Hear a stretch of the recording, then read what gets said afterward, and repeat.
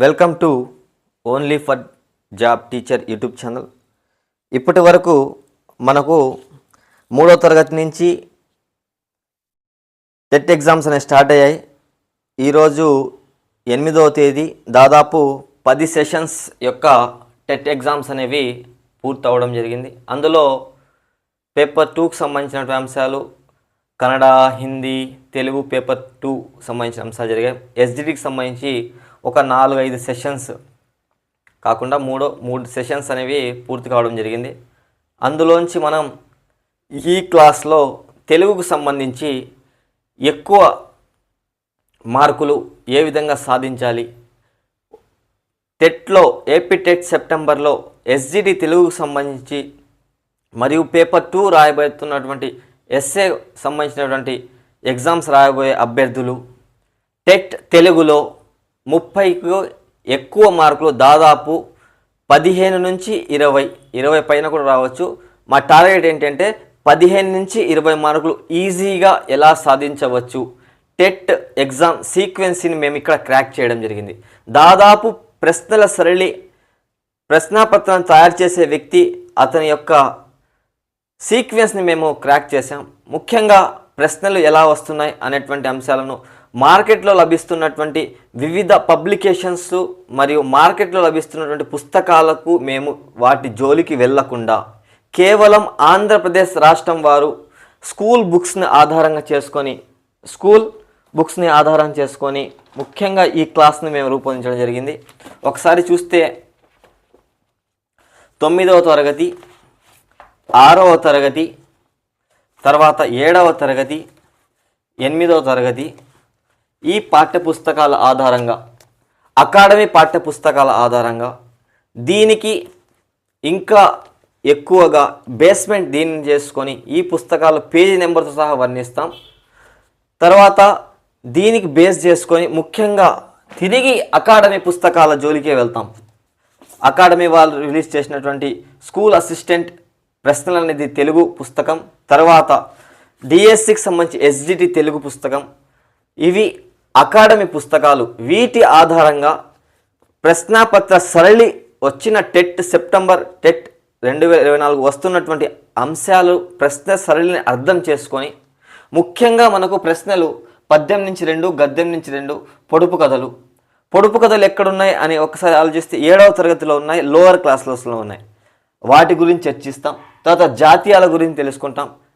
జాతీయాలు ఎక్కడెక్కడ ఉన్నాయి పేజీ నెంబర్తో సహా వెతికి మేము తీసుకోవడం జరిగింది. తర్వాత ప్రకృతి వికృతులు సాధారణంగా 6th క్లాస్ నుంచి కొంచెం లైట్గా తెలియజేస్తూ 7thలో అక్కడక్కడ, 8thలో నుంచి ఎక్కువ శాతం ప్రకృతి వికృతి, తద్భవం అంటే ఏమిటి, తత్సమం అంటే ఏమిటి, తెలుగు నుంచి ప్రాకృత సంస్కృత భాషల నుంచి తెలుగులో వచ్చినటువంటి పదాలను మనం ఏమంటాం, తత్సమం అంటామా, తద్భవం అంటామా, ప్రకృతి వికృతులకు సంబంధించినటువంటి ముఖ్యమైన సమాచారం మనము 8th క్లాస్ బుక్లో ఉంది. దాని పేజీ నెంబర్తో సహా ప్రకృతి వికృతుల్లో టెట్కు ప్రతిసారి ప్రశ్న వస్తూనే ఉంది. ఇక్కడ ఈ బోర్డు మీద ఉన్నటువంటి అంశాలలో నుంచి ప్రతి అంశం నుంచి కూడా ప్రశ్న రావడానికి 99% కాకుండా 100% అవకాశం ఉన్నటువంటి అంశంగా అభ్యర్థులు గుర్తుంచుకోవాలి. తర్వాత ప్రకృతి వికృతుల కాలాల గురించి మాట్లాడతాం. సింపుల్గా కాలాల నుంచి ప్రశ్న చదివితే చేసే విధంగా వస్తుంది. భూతకాలం అంటే ఏమిటి, భవిష్యత్తు కాలం అంటే ఏమిటి, వర్తమాన కాలం అంటే ఏమిటి, భూతకాలం, వర్తమాన కాలం, భవిష్యత్తు కాలాలకు సంబంధించినటువంటి సాధారణ సమాచారం తెలుసుకుంటే ఇక్కడ కాలాలకు సంబంధించిన ప్రశ్నకు మనం సమాధానం రాయగలుగుతాం. తిరిగి ఇక్కడ సమాసాల గురించి ముఖ్యంగా ద్విగు సమాసము, ద్వంద్వ సమాసము తరచూ అడుగుతున్నటువంటి ప్రశ్నలు. తర్వాత తత్పురుష సమాసాల గురించి, విభక్తులు అర్థం చేసుకున్న తర్వాత విభక్తుల ఆధారంగా ఉన్నటువంటి షష్ఠీ తత్పురుష సమాసం, ద్వితీయ తత్పురుష సమాసం, ముఖ్యంగా చతుర్థ తత్పురుష సమాసం గురించి, సమాసాల గురించి ఇక్కడ తెలుసుకుంటాం. అలంకారాల గురించి, బేసిక్గా ఉపమానం అంటే ఏమిటి, ఉపమేయం అంటే ఏమిటి అనేటువంటి క్వశ్చన్స్ వచ్చేసాయి. బేసిక్ నాలెడ్జ్ టెట్లో అడుగుతూ ఉన్నారు, ఈజీగా వస్తూ ఉన్నాయి. అయితే మనకు కాన్సెప్ట్ క్లియర్ చేసుకుంటే మనం ఎక్కువ మార్కులు సాధించవచ్చు. తిరిగి క్రియల గురించి తెలుసుకుంటాం. తర్వాత ఛందస్సుకు సంబంధించి గణాలను గుర్తించడం. దాదాపు 8వ తరగతిలో ఉండేటువంటి పుస్తకంలో గురువులను, లఘువులను, మాత్రాకాలం అంటే ఏమిటి, చిటికేస్తే దాన్ని ఏమంటారు అనేటువంటి అంశాలను కూడా చక్కగా ఛందస్సులో ఏకక్షర గణాలు ఎన్ని, రెండక్షర గణాలు ఎన్ని, మూడక్షర గణాలు ఏంటి, లఘువులను ఎలా గుర్తించాలి, గురువులను ఎలా గుర్తించాలి, ఈ కింది అక్షరము జగణం అంటే ఏమిటి, రా గణం అంటే ఏమిటి, మగణం అంటే ఏమిటి అనేటువంటి ప్రశ్నలు వస్తున్నాయి. ఇక్కడ ఛందస్సులో 8th క్లాస్ బుక్లో నుంచి మనం ఛందస్సును సులభంగా ఇక్కడ నేర్చుకోవచ్చు. తర్వాత సందుల గురించి 6th క్లాస్లో ఉండేటువంటి రుణార్ణము, తర్వాత ఇటువంటి ఈజీ సవర్ణ దీర్ఘ సంబంధించిన టెక్స్ట్ బుక్లో ఉన్నటువంటి డైరెక్ట్ ఎగ్జాంపుల్స్లో ఉన్నటువంటి ప్రశ్నలు డైరెక్ట్గా ఇచ్చేస్తూ ఉన్నారు, అవి ఇక్కడ మనం గమనిస్తాం. తర్వాత సందులలోనే మనకు ఆమ్రెడ్ సంధి, తెలుగు సందుల నుంచి అత్వ ఇత్వ సందులను, ఉత్వ సందులు, గుణసంధి, సవర్ణ దీర్ఘ సంధి. తర్వాత మనకు నెక్స్ట్గా కవులు వారి యొక్క కలం పేర్లు. ఎక్కువగా మనకు మొత్తము 3వ తరగతి నుంచి 10వ తరగతిలో గమనించిన తర్వాత 8వ తరగతి వరకు మనం ఎస్జిటికి 9, 10 కూడా తీసుకోవడం జరిగింది. ముఖ్యంగా 8వ తరగతి వరకు ఉండేటువంటి కవుల యొక్క వారి యొక్క ప్రసిద్ధమైనటువంటి కలం పేరు, వారి యొక్క బిరుదులు అలాంటివి ఒక 23, 24 ఉన్నాయి. దాదాపు టెట్లో ఇప్పుడు దాకా కరుణశ్రీ, తర్వాత అదేవిధంగా బీనాదేవి, రావ్, జాస్మిన్ అలాంటివి అడుగుతున్నారు. ఆత్రేయ అంటే ఏమిటి, తర్వాత ఆ కలం పేర్లను ఒక లిస్ట్ తయారు చేయడం జరిగింది. దాదాపు ఆ లిస్ట్లో ఉన్నటువంటి 23 కవుల యొక్క దాదాపు ఒక 10-12 కళల పేర్లు మరియు ఆ యొక్క బిరుదుల గురించి తెలుసుకుంటాం. దీంతోపాటు శతకాలు, శతకకర్తలు దాదాపు ఒక 25-26 శతకాలు, శతకకర్తలు ఉన్నారు. వారి గురించి, వారి శతకాల గురించి సింపుల్గా నేర్చుకుంటాం. తర్వాత వర్ణమాలకు సంబంధించినటువంటి అంశాలు 6th క్లాస్ బుక్లో ఉన్నాయి. 6th క్లాస్ బుక్లో పేజీ నెంబర్తో సహా చెప్తాం. అందులో ఉన్నటువంటి అంశాలను మనం చాలా సులభంగా నేర్చుకోవచ్చు. వర్ణమాలలో తెలుగులో ఉండేటువంటి వ్యాకరణంశాలలో అక్షరమాలలో ఉండేటువంటి వర్ణమాలలో ఉన్నటువంటి 56 అక్షరాల గురించి, అచ్చులు, హల్లులు, ఉభయ అక్షరాల గురించి, తర్వాత అచ్చుల గురించి, తర్వాత హల్లుల వర్గీకరణ గురించి, తర్వాత హల్లుల నుంచి మనకు పరుషాలు, సరళాలు, వర్గయుక్కులు, అనునాసికాలు, తర్వాత అంతస్తాలు, స్థిరాలు, స్పర్శాలు అనేటువంటి అనునాసికాలు అనేటువంటి అంశాలు చర్చిస్తాం. తర్వాత వర్ణోత్పత్తి స్థానం ఆధారంగా దంతాలు, తాళవ్యాలు, మూర్ధన్యాలు డైరెక్ట్ క్వశ్చన్స్ టెట్కి వస్తున్నాయి. ఇక్కడి నుంచి 6th క్లాస్ బుక్లో ఉంది, దాన్ని మనం ఈజీగా నేర్చుకోవచ్చు, దాన్ని కూడా వర్ణిస్తాం. తర్వాత పురుషాలు 8th క్లాస్ టెక్స్ట్ బుక్లో ఉంది. మధ్యమ పురుష, ఉత్తమ పురుష అనేటువంటి 3 పురుషాలకు సంబంధించినటువంటి అంశాలను ఇక్కడ చర్చిస్తాం. చాలా సులభంగా ఉంటాయి, అవి కూడా నేర్చుకోవచ్చు. వాక్యాలు సంయుక్త వాక్యం, సంశ్లిష్ట వాక్యం, కర్తరి కర్మణి వాక్యాలు, సామాన్య వాక్యం, సామాన్య సంయుక్త వాక్యాల గురించి ఎలా చేస్తారో అనేటువంటి విషయాలు ఇక్కడ చర్చిస్తాం. తర్వాత పర్యాయ పదాల గురించి తెలుసుకుంటాం. తర్వాత పాఠ్యాంశం యొక్క వివిధ పాఠ్యాంశాల్లో ఉన్నటువంటి ప్రక్రియలు, ఇతివృత్తాల గురించి సమాచారాన్ని సులభంగా నేర్చుకోవడానికి ప్రయత్నిస్తాం. ఇవన్నీ అయిపోయిన తర్వాత మిస్లీనియస్గా ఏమైనా అంశాలు, ముఖ్యమైన అంశాలు మనకు ఈ బుక్లోంచి మనకు ముఖ్యమైన అనేటువంటి అంశాలు, పాఠ్యాంశంలో కవుల యొక్క ముఖ్యమైన అంశాలు, వ్యాకరణానికి సంబంధించిన ముఖ్యమైన అంశాలు, 3వ తరగతి నుంచి 8వ తరగతి ఉన్నటువంటి మిస్లీనియస్గా ఈ అంశాల నుంచి కాకుండా మిస్ అయినటువంటి అంశాలను మనం క్లుప్తంగా కట్టే, కొట్టే, తెచ్చే అనేటువంటి విధంగా నేర్చుకోవడానికి ప్రయత్నిస్తాం. చాలా నిబద్ధతతో, అంతఃకరణ శుద్ధితో ప్రశ్నాపత్ర యొక్క సరళిని అర్థం చేసుకొని ఈ క్లాస్ని మేము రూపొందించడం జరిగింది. ఒక్కొక్క అంశాన్ని చాలా సులభంగా వర్ణించడానికి ప్రయత్నిస్తాం. మీరు చేయవలసింది ఏమిటంటే, మీ దగ్గర పుస్తకాలు ఉంటే తీసుకోండి, లేకుంటే మీరు చేయవలసినటువంటి మీ బాధ్యత ఏమిటంటే ఒక పెన్, ఒక పేపర్ తీసుకోండి. మేము చెప్పేటువంటి అంశాలను మీరు నోట్ చేసుకోండి. తద్వారా మీరు రివిజన్ చేసుకోవడానికి టెట్కి వెళ్ళే ముందు కూడా మొత్తం కలిపి ఒక 4 పేపర్లు వచ్చినా కానీ అవి చూసుకున్నా కానీ మీకు ఈజీగా ఉంటుంది. శతకాలు కానీ, కలం పేర్లు కానీ, ఇక్కడ మనకు ఛందస్సులకు సంబంధించినటువంటి అంశాలు కానివ్వండి, తర్వాత వాక్యాలకు సంబంధించి పర్యాయ పదాలకు సంబంధించి కానీ, పర్యాయ పదాల్లోనే మన నానార్థాలు కూడా కొన్ని చెప్పుకోవడానికి చూస్తాం. పొడుపు కథల గురించి కూడా మనకు 7వ తరగతి వాటి గురించి చర్చిస్తాం. అవన్నీ కూడా మనం చాలా సులభంగా నేర్చుకోవడానికి చేద్దాం. అదేవిధంగా ఈ తెలుగు భాష మనకు ఎక్కువ మార్కులు మన మాతృభాష కాబట్టి, తెలుగు చాలా సులభం కాబట్టి, తెలుగు తెలుసుకుంటేనే సులభం, తెలుసుకోకపోతే చాలా కష్టమైపోతుంది. మనకు తెలుగు చాలా ఈజీగా టెట్లో ఎక్కువ మార్కులు సాధించే విధంగా మనం మన యొక్క ఏకాగ్రతను ఈ క్లాస్ను పూర్తి చేసుకుందాం. అదేవిధంగా సుబ్రహ్మణ్య భారతి గారు చెప్పినట్టు వెన్నెలలో పడవ ప్రయాణం చేస్తున్నప్పుడు ప్రక్కన వికసించే మల్లెల పూల వాసన వల్ల కలిగే అనుభూతి ఎలా ఉంటుందో తెలుగు భాష వింటే కూడా అలాంటి అనుభూతి మనకు కలుగుతుంది. కాబట్టి తెలుగు మన భాష, మనందరి భాష. కాబట్టి అదేవిధంగా ఆరుద్ర గారు చెప్పినటువంటి తేనె కన్నా మధురం రా తెలుగు, ఆ తెలుగుదనం మా కంటి వెలుగు అని ఈ వీడియో కూడా తెలుగు టెట్ ఎగ్జామ్ల ప్రశ్నలకు, తెలుగు క్వశ్చన్లకు వెలుగు లాంటి ఈ క్లాస్ని మీరు జాగ్రత్తగా ఉపయోగించుకోండి. చాలా శ్రద్ధగా ఈ క్లాస్ని పూర్తి చేసుకుందాం. ఎలాంటి సందేహం లేదు, 15 నుంచి 20 మార్కులు వస్తాయి. ఒక్కొక్క అంశాన్ని మనం ఇప్పుడు వర్ణించుకుపోదాం. Get ready. ప్రారంభం వర్ణమాలతో చేయాలి. వర్ణమాల దీనికి సంబంధించినటువంటి అంశాలు టెట్లో వస్తున్నాయి. దాదాపు సింపుల్గా ఉంటాయి. మనకు తెలిసిన అంశమే, జాగ్రత్తగా ఉంటే మనకు ప్రశ్న పోదు, ఆన్సర్ సమాధానం ఈజీగా చేయొచ్చు. 6th క్లాస్లో పేజ్ నెంబర్ 23, 24లో మనకు ఈ విధంగా వ్యాకరణంశాలలో ఈ విధంగా ఇవ్వడం జరుగుతుంది. గమనించండి ఒకసారి. ఈ విధంగా ఓకేనా, క్లారిటీ ఉందా? ఈ విధంగా ఇవ్వడానికి ఇచ్చున్నారు పుస్తకంలో. అందులోంచి మనం గుర్తించవలసింది ఏంటంటే తెలుగు భాషలో ఉన్నటువంటి అక్షరాలు ఎన్ని? తెలుగు భాషలో ఉన్నటువంటి అక్షరాలు 56. 56 ఎలా గుర్తుకు పెట్టుకోవాలంటే వరుస సంఖ్యలే 5, 6, 1, 2, 3, 4, 5, 6 వర్ణమాలలోని అక్షరాలు. తెలుగు భాషలో ఉండేటువంటి తెలుగు భాషకు వేరు. మళ్ళీ తెలుగు గురించి మాట్లాడుతున్న వర్ణమాల మెథడాలజీలోకి వెళ్ళబాకండి, ఇక్కడే ఉండండి. తెలుగు భాషలో ఉండేటువంటి అక్షరాల సంఖ్య 1, 2, 3, 4, 5, 6 వరుస సంఖ్యలు 5, 6, 56. అందులో వదీకరణ ఒకసారి గమనిస్తే అందులో 3 రకాల అక్షరాలు ఉంటాయి. అవి అచ్చులు, హల్లులు, ఉభయ అక్షరాలు. అచ్చులు ఎన్నంటే 16, హల్లులు ఏవంటే 37, ఉభయ అక్షరాలు 3, 0, అర సున్నా, విసర్గ. ఇవి ఉభయ అక్షరాలు. అచ్చులు, హల్లులు, ఉభయ అక్షరాలు మొత్తం కలిపి 56 వర్ణమాల. తెలుగు భాషకు ఉన్నటువంటి అక్షరాలు 56, హల్లులు ఎక్కువ ఉంటాయి 37. తిరిగి ఇక్కడ అచ్చులను మళ్ళీ 2 రకాలుగా వర్గీకరణ చేయడం జరిగింది.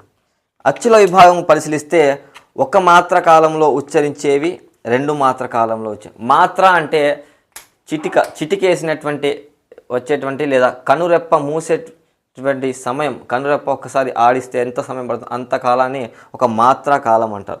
మాత్రా కాలంలో ఉచ్చరించే అచ్చులను హస్వ అచ్చులను, ఒక్క మాత్ర కాలంలోనే 2 మాత్రల కాలంలో ఉచ్చరించే అక్షరాలను దీర్ఘ అచ్చులు అంటారు అన్నమాట.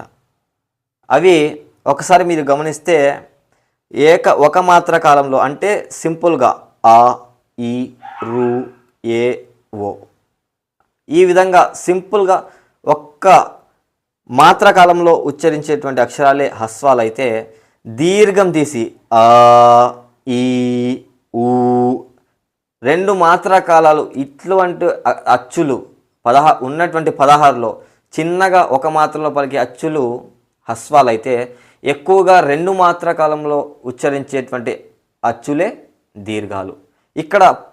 ఇక్కడ మనకు ఇంకొక అంశం గుర్తుపెట్టుకోండి. ప్లూతములు ఐ, ఓ అంటే మిక్కిలిగా తిరిగిపోయినటువంటి వృద్ధులుగా ఉండేటువంటి ఈ అక్షరాలను ప్లూతములు అంటారు.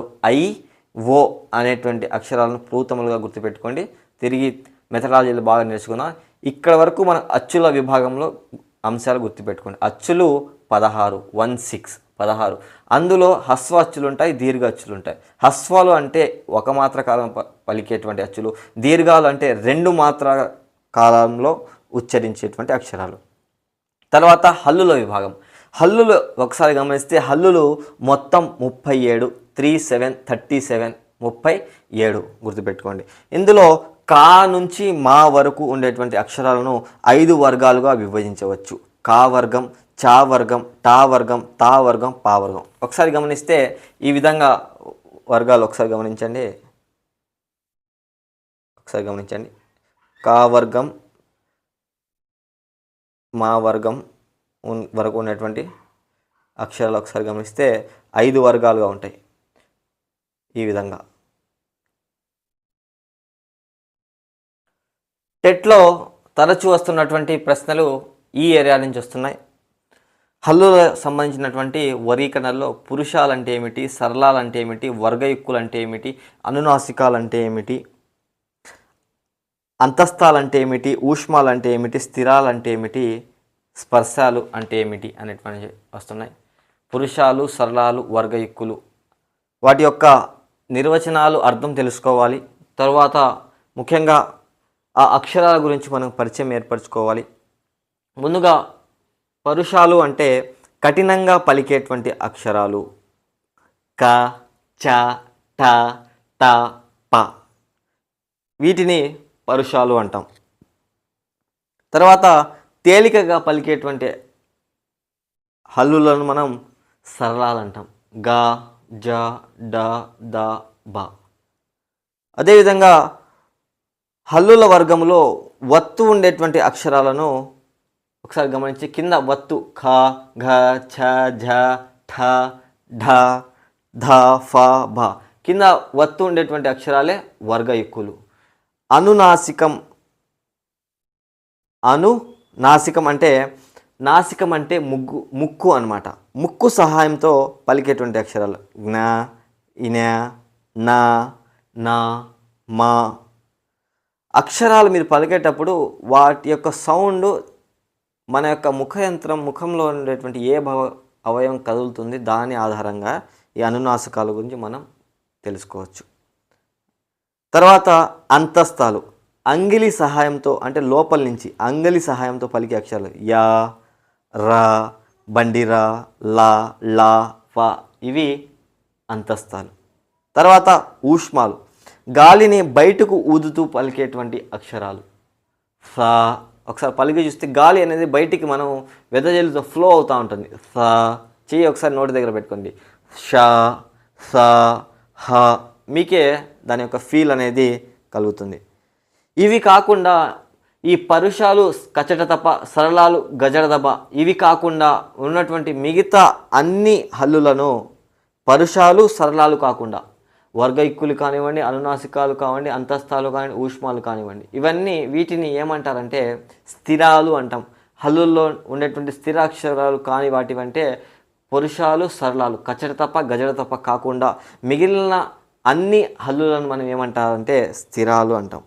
స్థిరాలు. అదేవిధంగా ఈ కా నుంచి మా వరకు ఉండేటువంటి ఈ అక్షరాలను హల్లులు అంటాం. హల్లులనే ఇంకొక రకంగా స్పర్శాలు అని కూడా అంటారు. కా నుంచి మా వరకు ఉండేటువంటి అక్షరాలను స్పర్శాలు అంటాం. అంటే ఇక్కడ మనం పురుషాలు అంటే ఏమిటి, ఈ కింది వాక్యంలో ఉండేటువంటి పురుషాక్షరాలు గుర్తించండి. సరళాలు డైరెక్ట్ క్వశ్చన్స్ వస్తున్నాయి, జాగ్రత్తగా గమనించుకోండి. 2-3 సార్లు ప్రాక్టీస్ చేయండి. ఇక్కడి నుంచి ప్రశ్న వస్తే సులభంగా మార్క్స్ సాధించడానికి ప్రయత్నిద్దాం.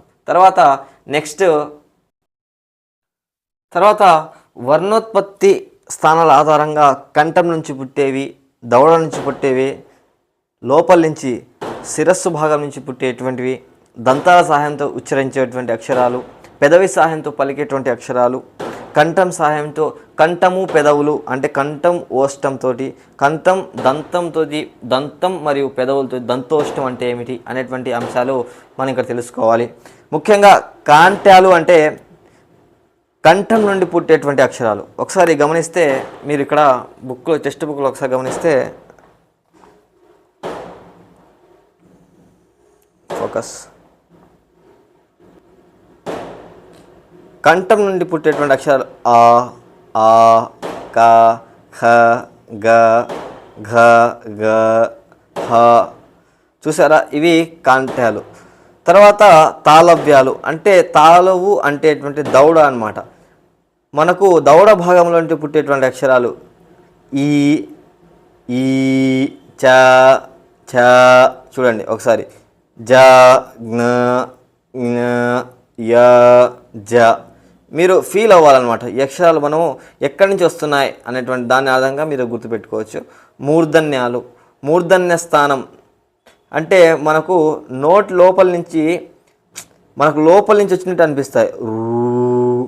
లోపల నోరు మనకు ఒకేసారి వదిలినట్టు మూర్ధన్య శిరస్సు నుంచి పుట్టేటువంటి అక్షరం లాగా అనిపిస్తాయి అన్నమాట. ఇవి రూ, రు, ఠ, ఢ, ధ, ధ, ఢ ఢ న ర ష. తర్వాత దంతాల సహాయంతో పలికేటువంటి అక్షరాలు మనము దంత్యాలు అంటాం. ఓష్టాలు అంటే పెదవి సహాయంతో పలికేటువంటి అక్షరాలను మనం ఓష్టాలు అంటాం. ఒకసారి చూసుకోండి అక్షరాలు. దంత్యాలు అంటే ఏమిటి, ఏ అక్షరాలు వస్తున్నాయి. ఓష్టం ఒకసారి అక్షరం పలికినప్పుడు వచ్చి చూడండి. ఊ అంటే మన పెదాలు రౌండ్గా మారుతాయి. పా పలికినప్పుడు చూడండి పెదాలు ఆటోమేటిక్గా వాటి యొక్క స్థానంలో మార్పు చెంది ఉచ్చరించడానికి మనకు వీలుగా అవుతాయి. ఆ అక్షరాలే మనకు పెదవులు వస్తే ఓష్టం. ఓష్టం అనగా పెదాలు.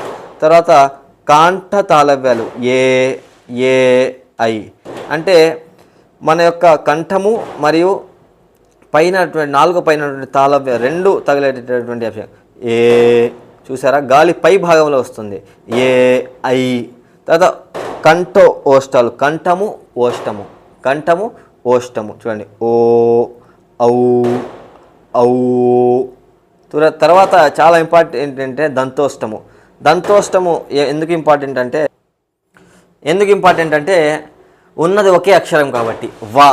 దంతము ఓష్టము అంటే దంతాలు మరియు పెదవుల సహాయంతో పలిగేటువంటి ఏకైక అక్షరము వా. దంత ఓష్టం పలికి చూడండి వా. దంతాలు పోయి పెదాలు తగులుతాయి. ఈ విధంగా ఒకే ఒక అక్షరం వా కాబట్టి ఇంపార్టెంట్. కంఠ ఓష్టాలు కంఠము ఓష్టము చూడండి ఓ ఓ ఔ. చూసారా, ఈ విధంగా ఉండేటువంటి ఈ అక్షరాలనే మనము గుర్తుపెట్టుకోవాలి. టెట్కి మొన్న వచ్చినటువంటి అంశం ఏంటంటే ఇక్కడ దంత్యాలు వాటిని గుర్తించండి. దంతాలు అంటే దీనికి సంబంధించినటువంటి అంశాలు ఇక్కడ మనకు టెట్కి వచ్చేసినటువంటి అంశాలు. తర్వాత మనం ఇక్కడ ముఖ్యంగా గమనించినప్పుడు కా వర్గం యొక్క అక్షరాలను కా వర్గం యొక్క అక్షరాలు కాంఠ్యాలు, చా వర్గం యొక్క అక్షరాలు తాళవ్యాలు, టా వర్గం మూర్ధన్యాలు, తా వర్గం దంత్యాలుగా ఉన్నటువంటి మనకు గుర్తుపెట్టుకోవడానికి ఇక్కడ వీటిని యూజ్ చేసుకోవచ్చు. నోట్ చేసుకోండి ఇవి. దీంతో మనకు వర్ణమాల అనేటువంటి అంశం తెలుసుకున్నాం. ముఖ్యంగా అక్షరాలు 56 అక్షరాల గురించి, అచ్చులు 16, హల్లులు 37, ఉభయ అక్షరాలు మూటిని తెలుసుకున్నాం. తర్వాత హస్వాలు దీర్ఘాలు, హల్లుల్లో 5 వర్గాలు, కా వర్గం నుంచి మా వర్గం ఉన్నటువంటి అక్షరాలు, అదేవిధంగా పురుషాలు అంటే ఏమిటి, సరళాలు అంటే ఏమిటి, వర్గయుక్కులు, అనునాసికాలు, అంతస్తాలు, ఊష్మాలు, స్థిరాలు, స్పర్శాలు తెలుసుకున్నాం. తర్వాత వర్ణోత్పత్తి స్థానం ఆధారంగా కంఠం నుంచి పుట్టేటువంటి అక్షరాలు కాంఠ్యాలు, దవడ సహాయం తలువులో పుట్టేటువంటి తాళవ్యము దవడ అన్న అక్కడ పుట్టేటువంటి అక్షరాలను మనము తాళవ్యాలని, మూర్ధన్యం అంటే శిరస్సులో అటువంటి తలభాగంలోంచి మనకు లోపల ఉత్పత్తి అయ్యేటువంటి అక్షరాలు మూర్ధన్యాలుగా, టా వర్గపు అక్షరాలు మూర్ధన్యాలుగా, తర్వాత దంతాల సహాయంతో పలిగేటువంటి అక్షరాలు దంతాలుగా, ఓష్టాలు అంటే పెదాల సహాయంతో పలిగేటువంటి అక్షరాలను ఓష్టాలుగా, అదేవిధంగా కంఠము మరియు తాళవ్యముతో సహాయంతో పలిగేటువంటి అక్షరాలను కాంఠ తాళవ్యాలుగా, ఒకే ఒక అక్షరం దంతము పెదాలతో సహాయంతో పలికేటువంటి ఏకైక అక్షరం వా దంతోష్టం గురించి తెలుసుకుందాం. దీంతో మనకు వర్ణమాలలో ఒక ప్రశ్న వస్తే చేయడానికి అవకాశం ఉన్నటువంటి ఏరియాను మనం కంప్లీట్ చేసుకున్నాం. తర్వాత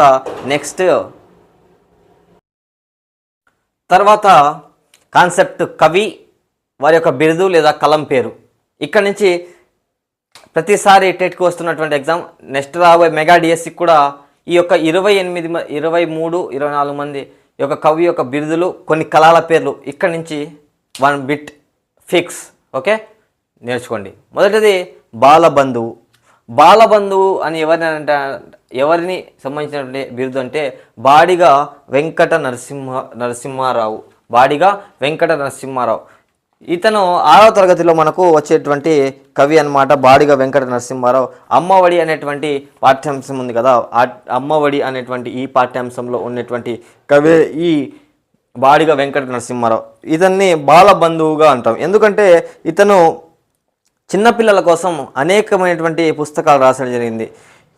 అందుకు కాబట్టి ఇతన్ని బాలబంధువుగా అంటాం, బాడిగ వెంకట నరసింహారావు. ఇక్కడ అమ్మఒడి అనేటువంటి ఈ పాఠ్యాంశం యొక్క ప్రక్రియ ఇతివృత్తం ఒకసారి గమనించుకుంటే, పాఠ్యాంశం యొక్క ప్రక్రియ గేయము, ఇతివృత్తము తల్లి ప్రేమ. 6వ తరగతిలో ఉన్నటువంటి మొదటి పాఠ్యాంశం. కవి బాడిగ వెంకట నరసింహారావు. దీనికి సంబంధించిన రచనలు గమనిస్తే బాలధనం, బాలరసాలు, చిన్నారి లోకం, పాలబడి పాటలు, పూల బాలలు, ఋతువాణి, ఆవు, హరిశ్చంద్ర, ఇవన్నీ కూడా బాడిగ వెంకట నరసింహారావు గారికి సంబంధించినటువంటి రచనలు. ఇందులో ముఖ్యంగా వీరు బాలబంధువుగా ఎందుకు ప్రసిద్ధి చెందారంటే, పిల్లలకు సంబంధించినటువంటి 17 పుస్తకాలు రచించడం జరిగింది. బాల రసాలు, పాలబడి పాటలు, ఆవు హరిశ్చంద్ర, బాలతనం, చిన్నారి లోకం, పూల బాలలు, ఋతువాణి, ఇవన్నీ కూడా బాడిగ వెంకట నరసింహారావు గారి రచనలు. అందుకే వీరు పిల్లలకు సంబంధించిన బాలలకు సంబంధించిన విశేష కృషిగా 17 పుస్తకాలు రాశారు. కాబట్టి వీరి యొక్క బిరుదేంటి, బాల బంధువుగా ప్రసిద్ధి చెందడం జరిగింది. తర్వాత నెక్స్ట్ గద్య తిక్కన. గద్య తిక్కన అంటే కందుకూరి వీరేశలింగం గారు వీరిని గద్య తిక్కన పేరుగాంచడం జరిగింది. వీరి యొక్క బిరుదు ఇది. వీరు గద్య తిక్కన అనేటువంటి వీరు ఎక్కడ వస్తారంటే మనకు కందుకూరి వీరేశలింగం 6వ తరగతిలో 4వ పాఠ్యాంశం గమనిస్తే సమయస్ఫూర్తి అనేటువంటి ఈ పాఠ్యాంశంలో వచ్చేటువంటి కవే మనకు కందుకూరి వీరేశలింగం. సమయస్ఫూర్తి అనేటువంటి ఈ పాఠ్యాంశం ప్రక్రియ ఏంటంటే కథ, ఇతివృత్తం, సమయస్ఫూర్తి. ఇందులో ఉండేటువంటి ఇంకా టెట్కి ముఖ్యంగా ఈ పాఠ్యాంశం నుంచి వచ్చేటువంటి పాత్రలు ఒకసారి గమనిస్తే పాత్రలు రావడానికి అవకాశం ఉంది. ఈ పాఠ్యాంశంలో ఉన్నటువంటి పాత్రలు: రోమసుడు అంటే పిల్లి, ఫలితుడు అంటే ఎలుక, చంద్రకుడు అంటే గుడ్లగూబ. ఇక్కడ చూడండి, ఇక్కడ జాగ్రత్తగా మీరు గమనిస్తే ఇక్కడ బొమ్మ చూడండి, బొమ్మ చూపిస్తుంది. బొమ్మల ద్వారా తీసుకుంటే మనకు ఎక్కువసేపు గుర్తింట అవకాశం. ఈ పైన ఈ గుడ్లగూబ ఉంది చూసారా, ఈ గుడ్లగూబ అని చంద్రకుడు ఇతని పేరు. ఇక్కడ ఎలుక ఉంది చూసారా, ఇతని పేరు ఫలితుడు. తర్వాత పిల్లి, క్యాట్, ఆల్రెడీ లోపల ఉంది కదా, బోన్లో చిక్కుకొని వేటగాడి, అతని పేరే పిల్లి పేరు. క్యాట్ పేరు ఏంటంటే రోమసుడు. ఇవి ఈ పాఠ్యాంశంలో పాత్రలు. కానీ ఇక్కడ మనం కందుకూరి వీరేశలింగం గారి గురించి మాట్లాడుతున్నాం కాబట్టి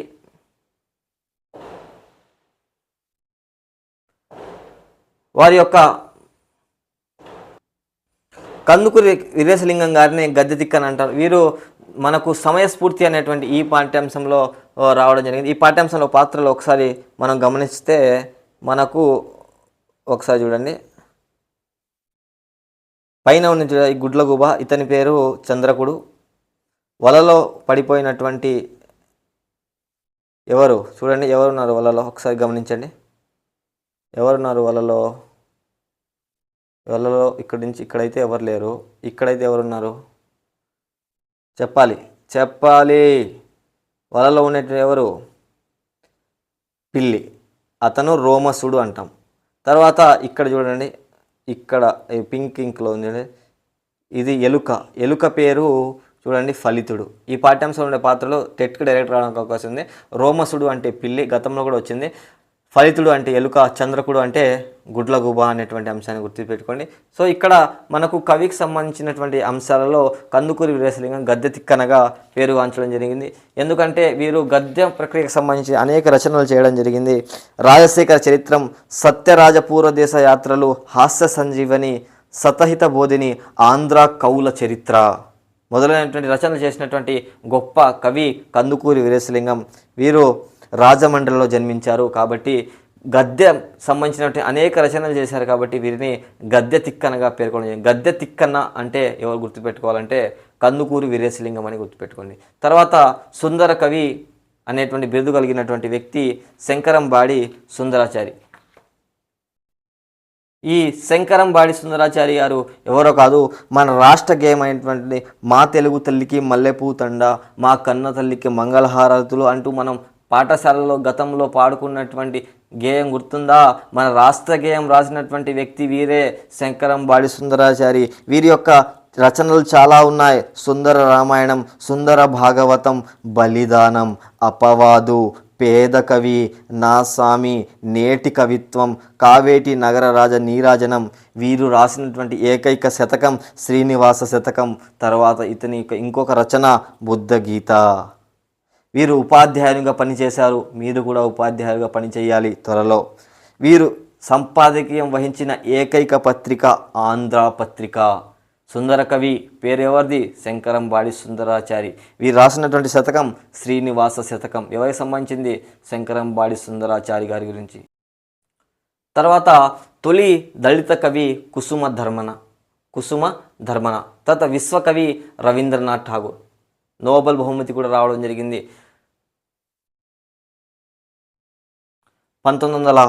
13వ సంవత్సరంలో ఈయన రాసినటువంటి గీతాంజలి. ఇయర్ గుర్తుపెట్టుకోండి.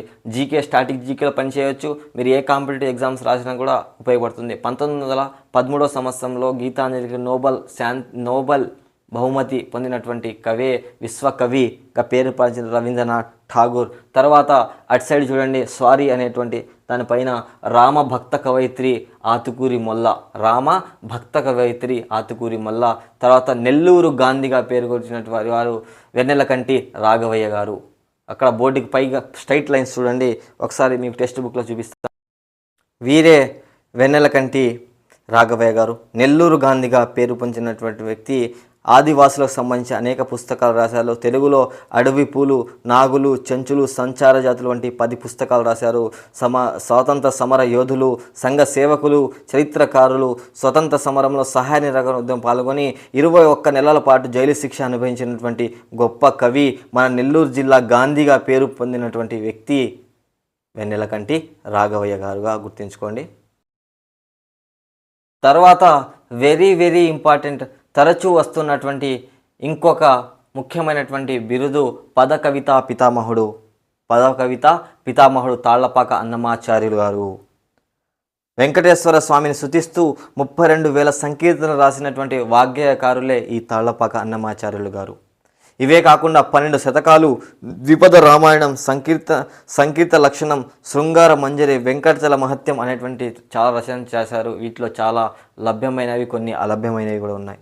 ఈ రచనలన్నింటినీ తీసుకెళ్లి శ్రీ వెంకటేశ్వర స్వామికి అంకితం చేశారు.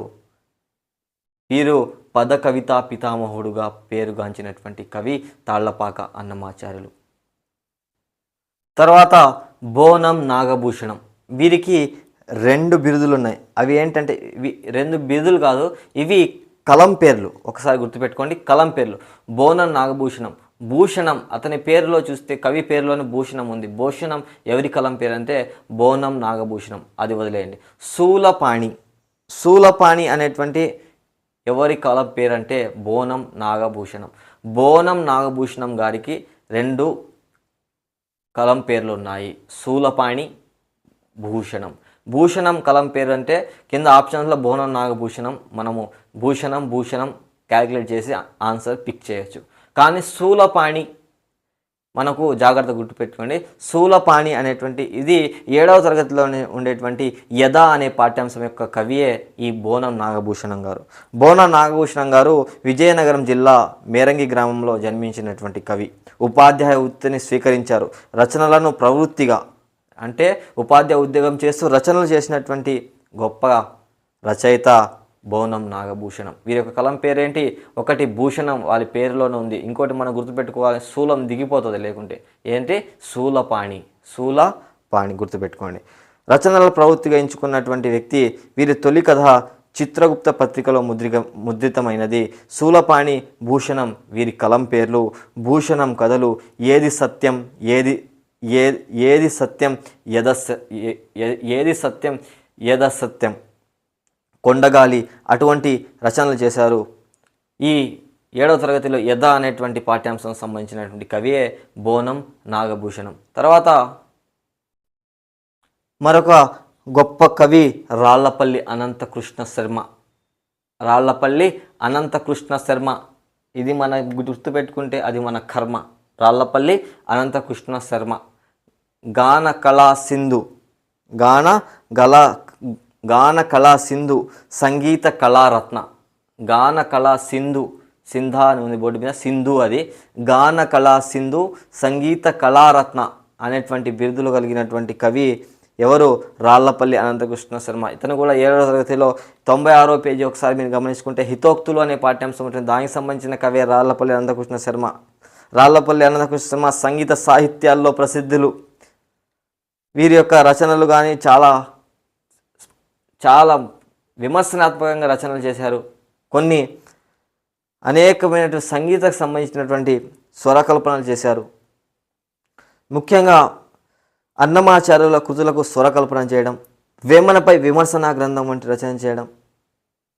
అదేవిధంగా వీరికి సంబంధించి కేంద్ర సంగీత నాటక అకాడమీ 1970లో ఫెలోషిప్ ఇచ్చి గౌరవించినటువంటి గొప్ప కవి రాళ్లపల్లి అనంతకృష్ణ శర్మ. గాన కళా సింధు సంగీత కళా రత్న రాళ్లపల్లి అనంతకృష్ణ శర్మ. ఇది మీరు పెట్టుకోకపోతే ఎగ్జామ్లో వస్తే అది మీ కర్మ. ఒకసారి సీక్వెన్స్ చూడండి. గాన కళా సింధు సంగీత కళా రత్న, గాన కళా సింధు ఒకసారి వినండి. గాన కళా సింధు సంగీత కళా రత్న. ఇది ఎగ్జామ్లో వస్తే మీరు కనుక ఆన్సర్ పిక్ చేయలేకపోతే అది మీ కర్మ. రాళ్లపల్లి అనంతకృష్ణ శర్మ. ఓకే, సీక్వెన్స్ చూసుకోండి. అదేవిధంగా గుర్తుపెట్టుకోండి.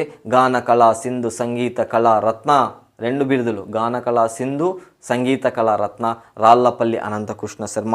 వేమనపైనే విమర్శనాత్మక రచనల గ్రంథం రాసినటువంటి కవే ఈ రాళ్లపల్లి అనంతకృష్ణ శర్మ. సంగీత నాటకం యొక్క ఫెలోషిప్ కూడా 1970లో పొందినటువంటి వ్యక్తి. రాయలసీమ సాహిత్యంలోనే చిరస్థాయిలో నిలిచిపోయేటువంటి పెనుగొండ పాటను పెనుగొండ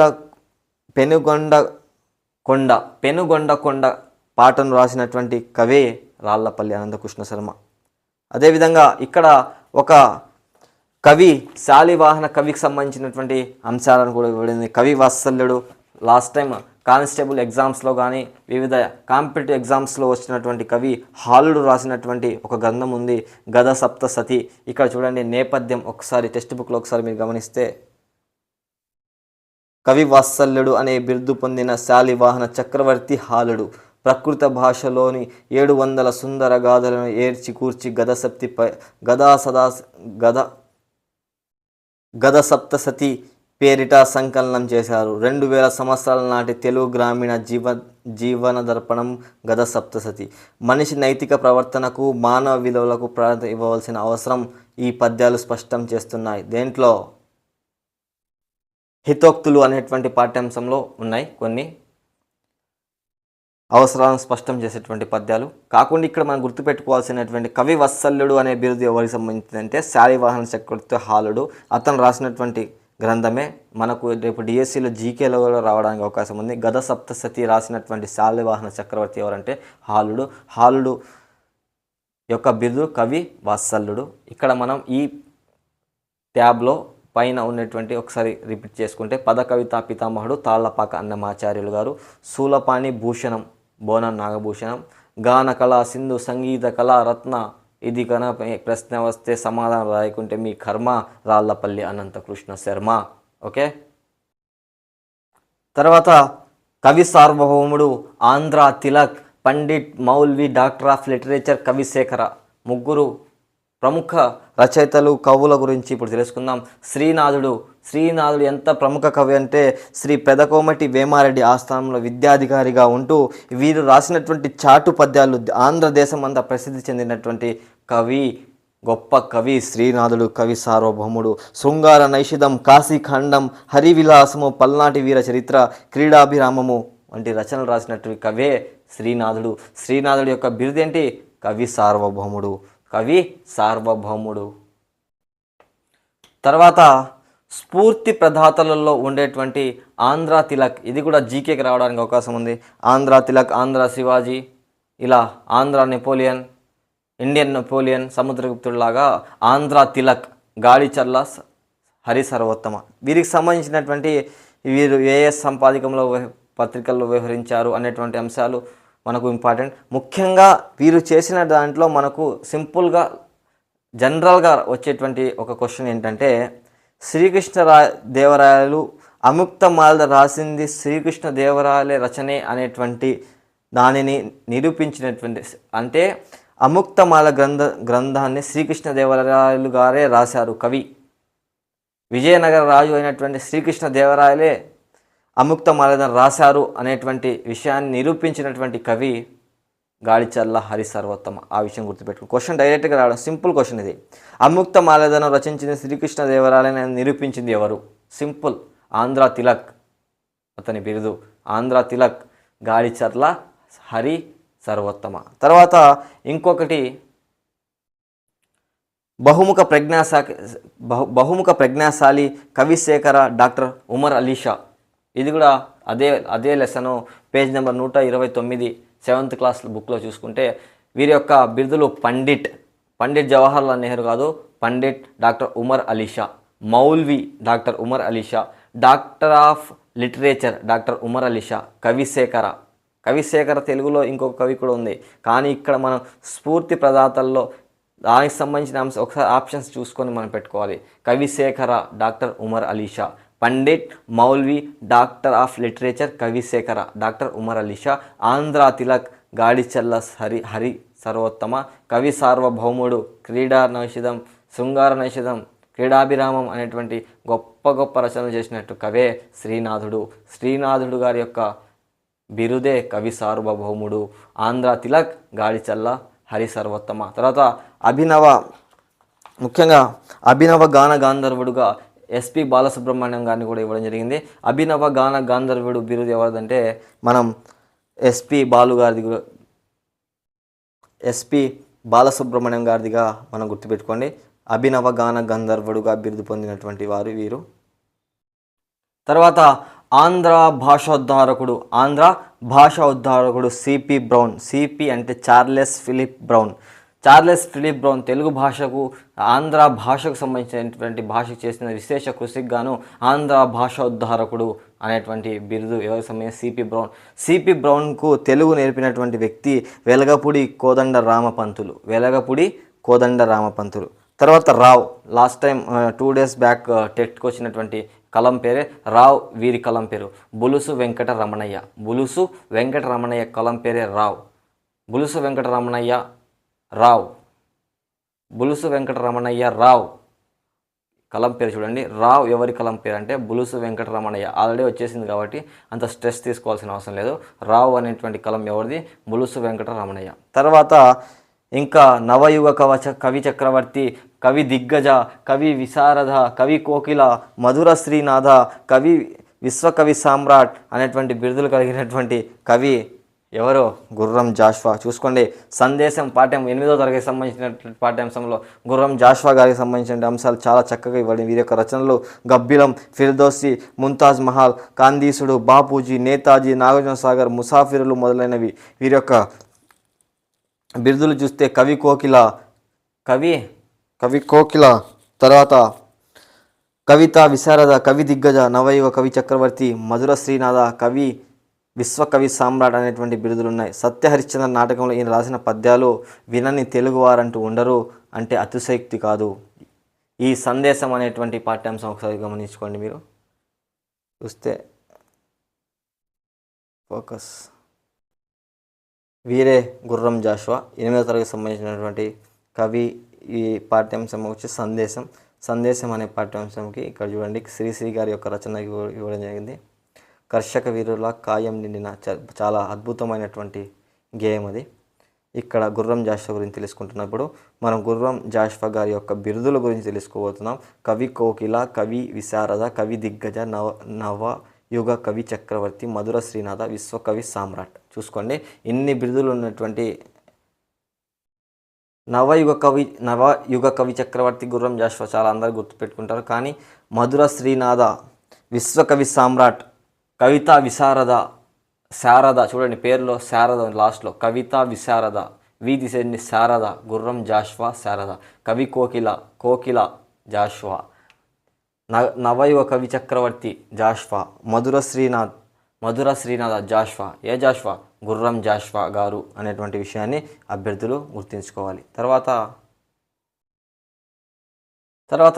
8వ తరగతిలో ఉన్నటువంటి ఇంకా అద్భుతమైనటువంటి కళలు బిరుదులు పేర్లు ఒకసారి చూస్తే రైతు బంధువు, బాలకవి, దేవి ప్రియ, కరుణశ్రీ, జాస్మిన్, ఆత్రేయ, బీనాదేవి అనేటువంటి కొన్ని కళల పేర్లు ఉన్నాయి, కొన్ని బిరుదులు. రైతు బంధువు, బాలకవి అనేటువంటి బిరుదులు. రైతు బంధువు ఎవరి బిరుదు అంటే చౌదరి చరణ్ సింగ్ రైతు బంధువు. బాలకవి వెంకటరమణాచార్యులు గారికి బాల్యంలో బాలకవి అనేటువంటి మిత్రుడు ఉండేవాడు. వెంకటరమణ హోటల్లో బాలకవిగా మారారు.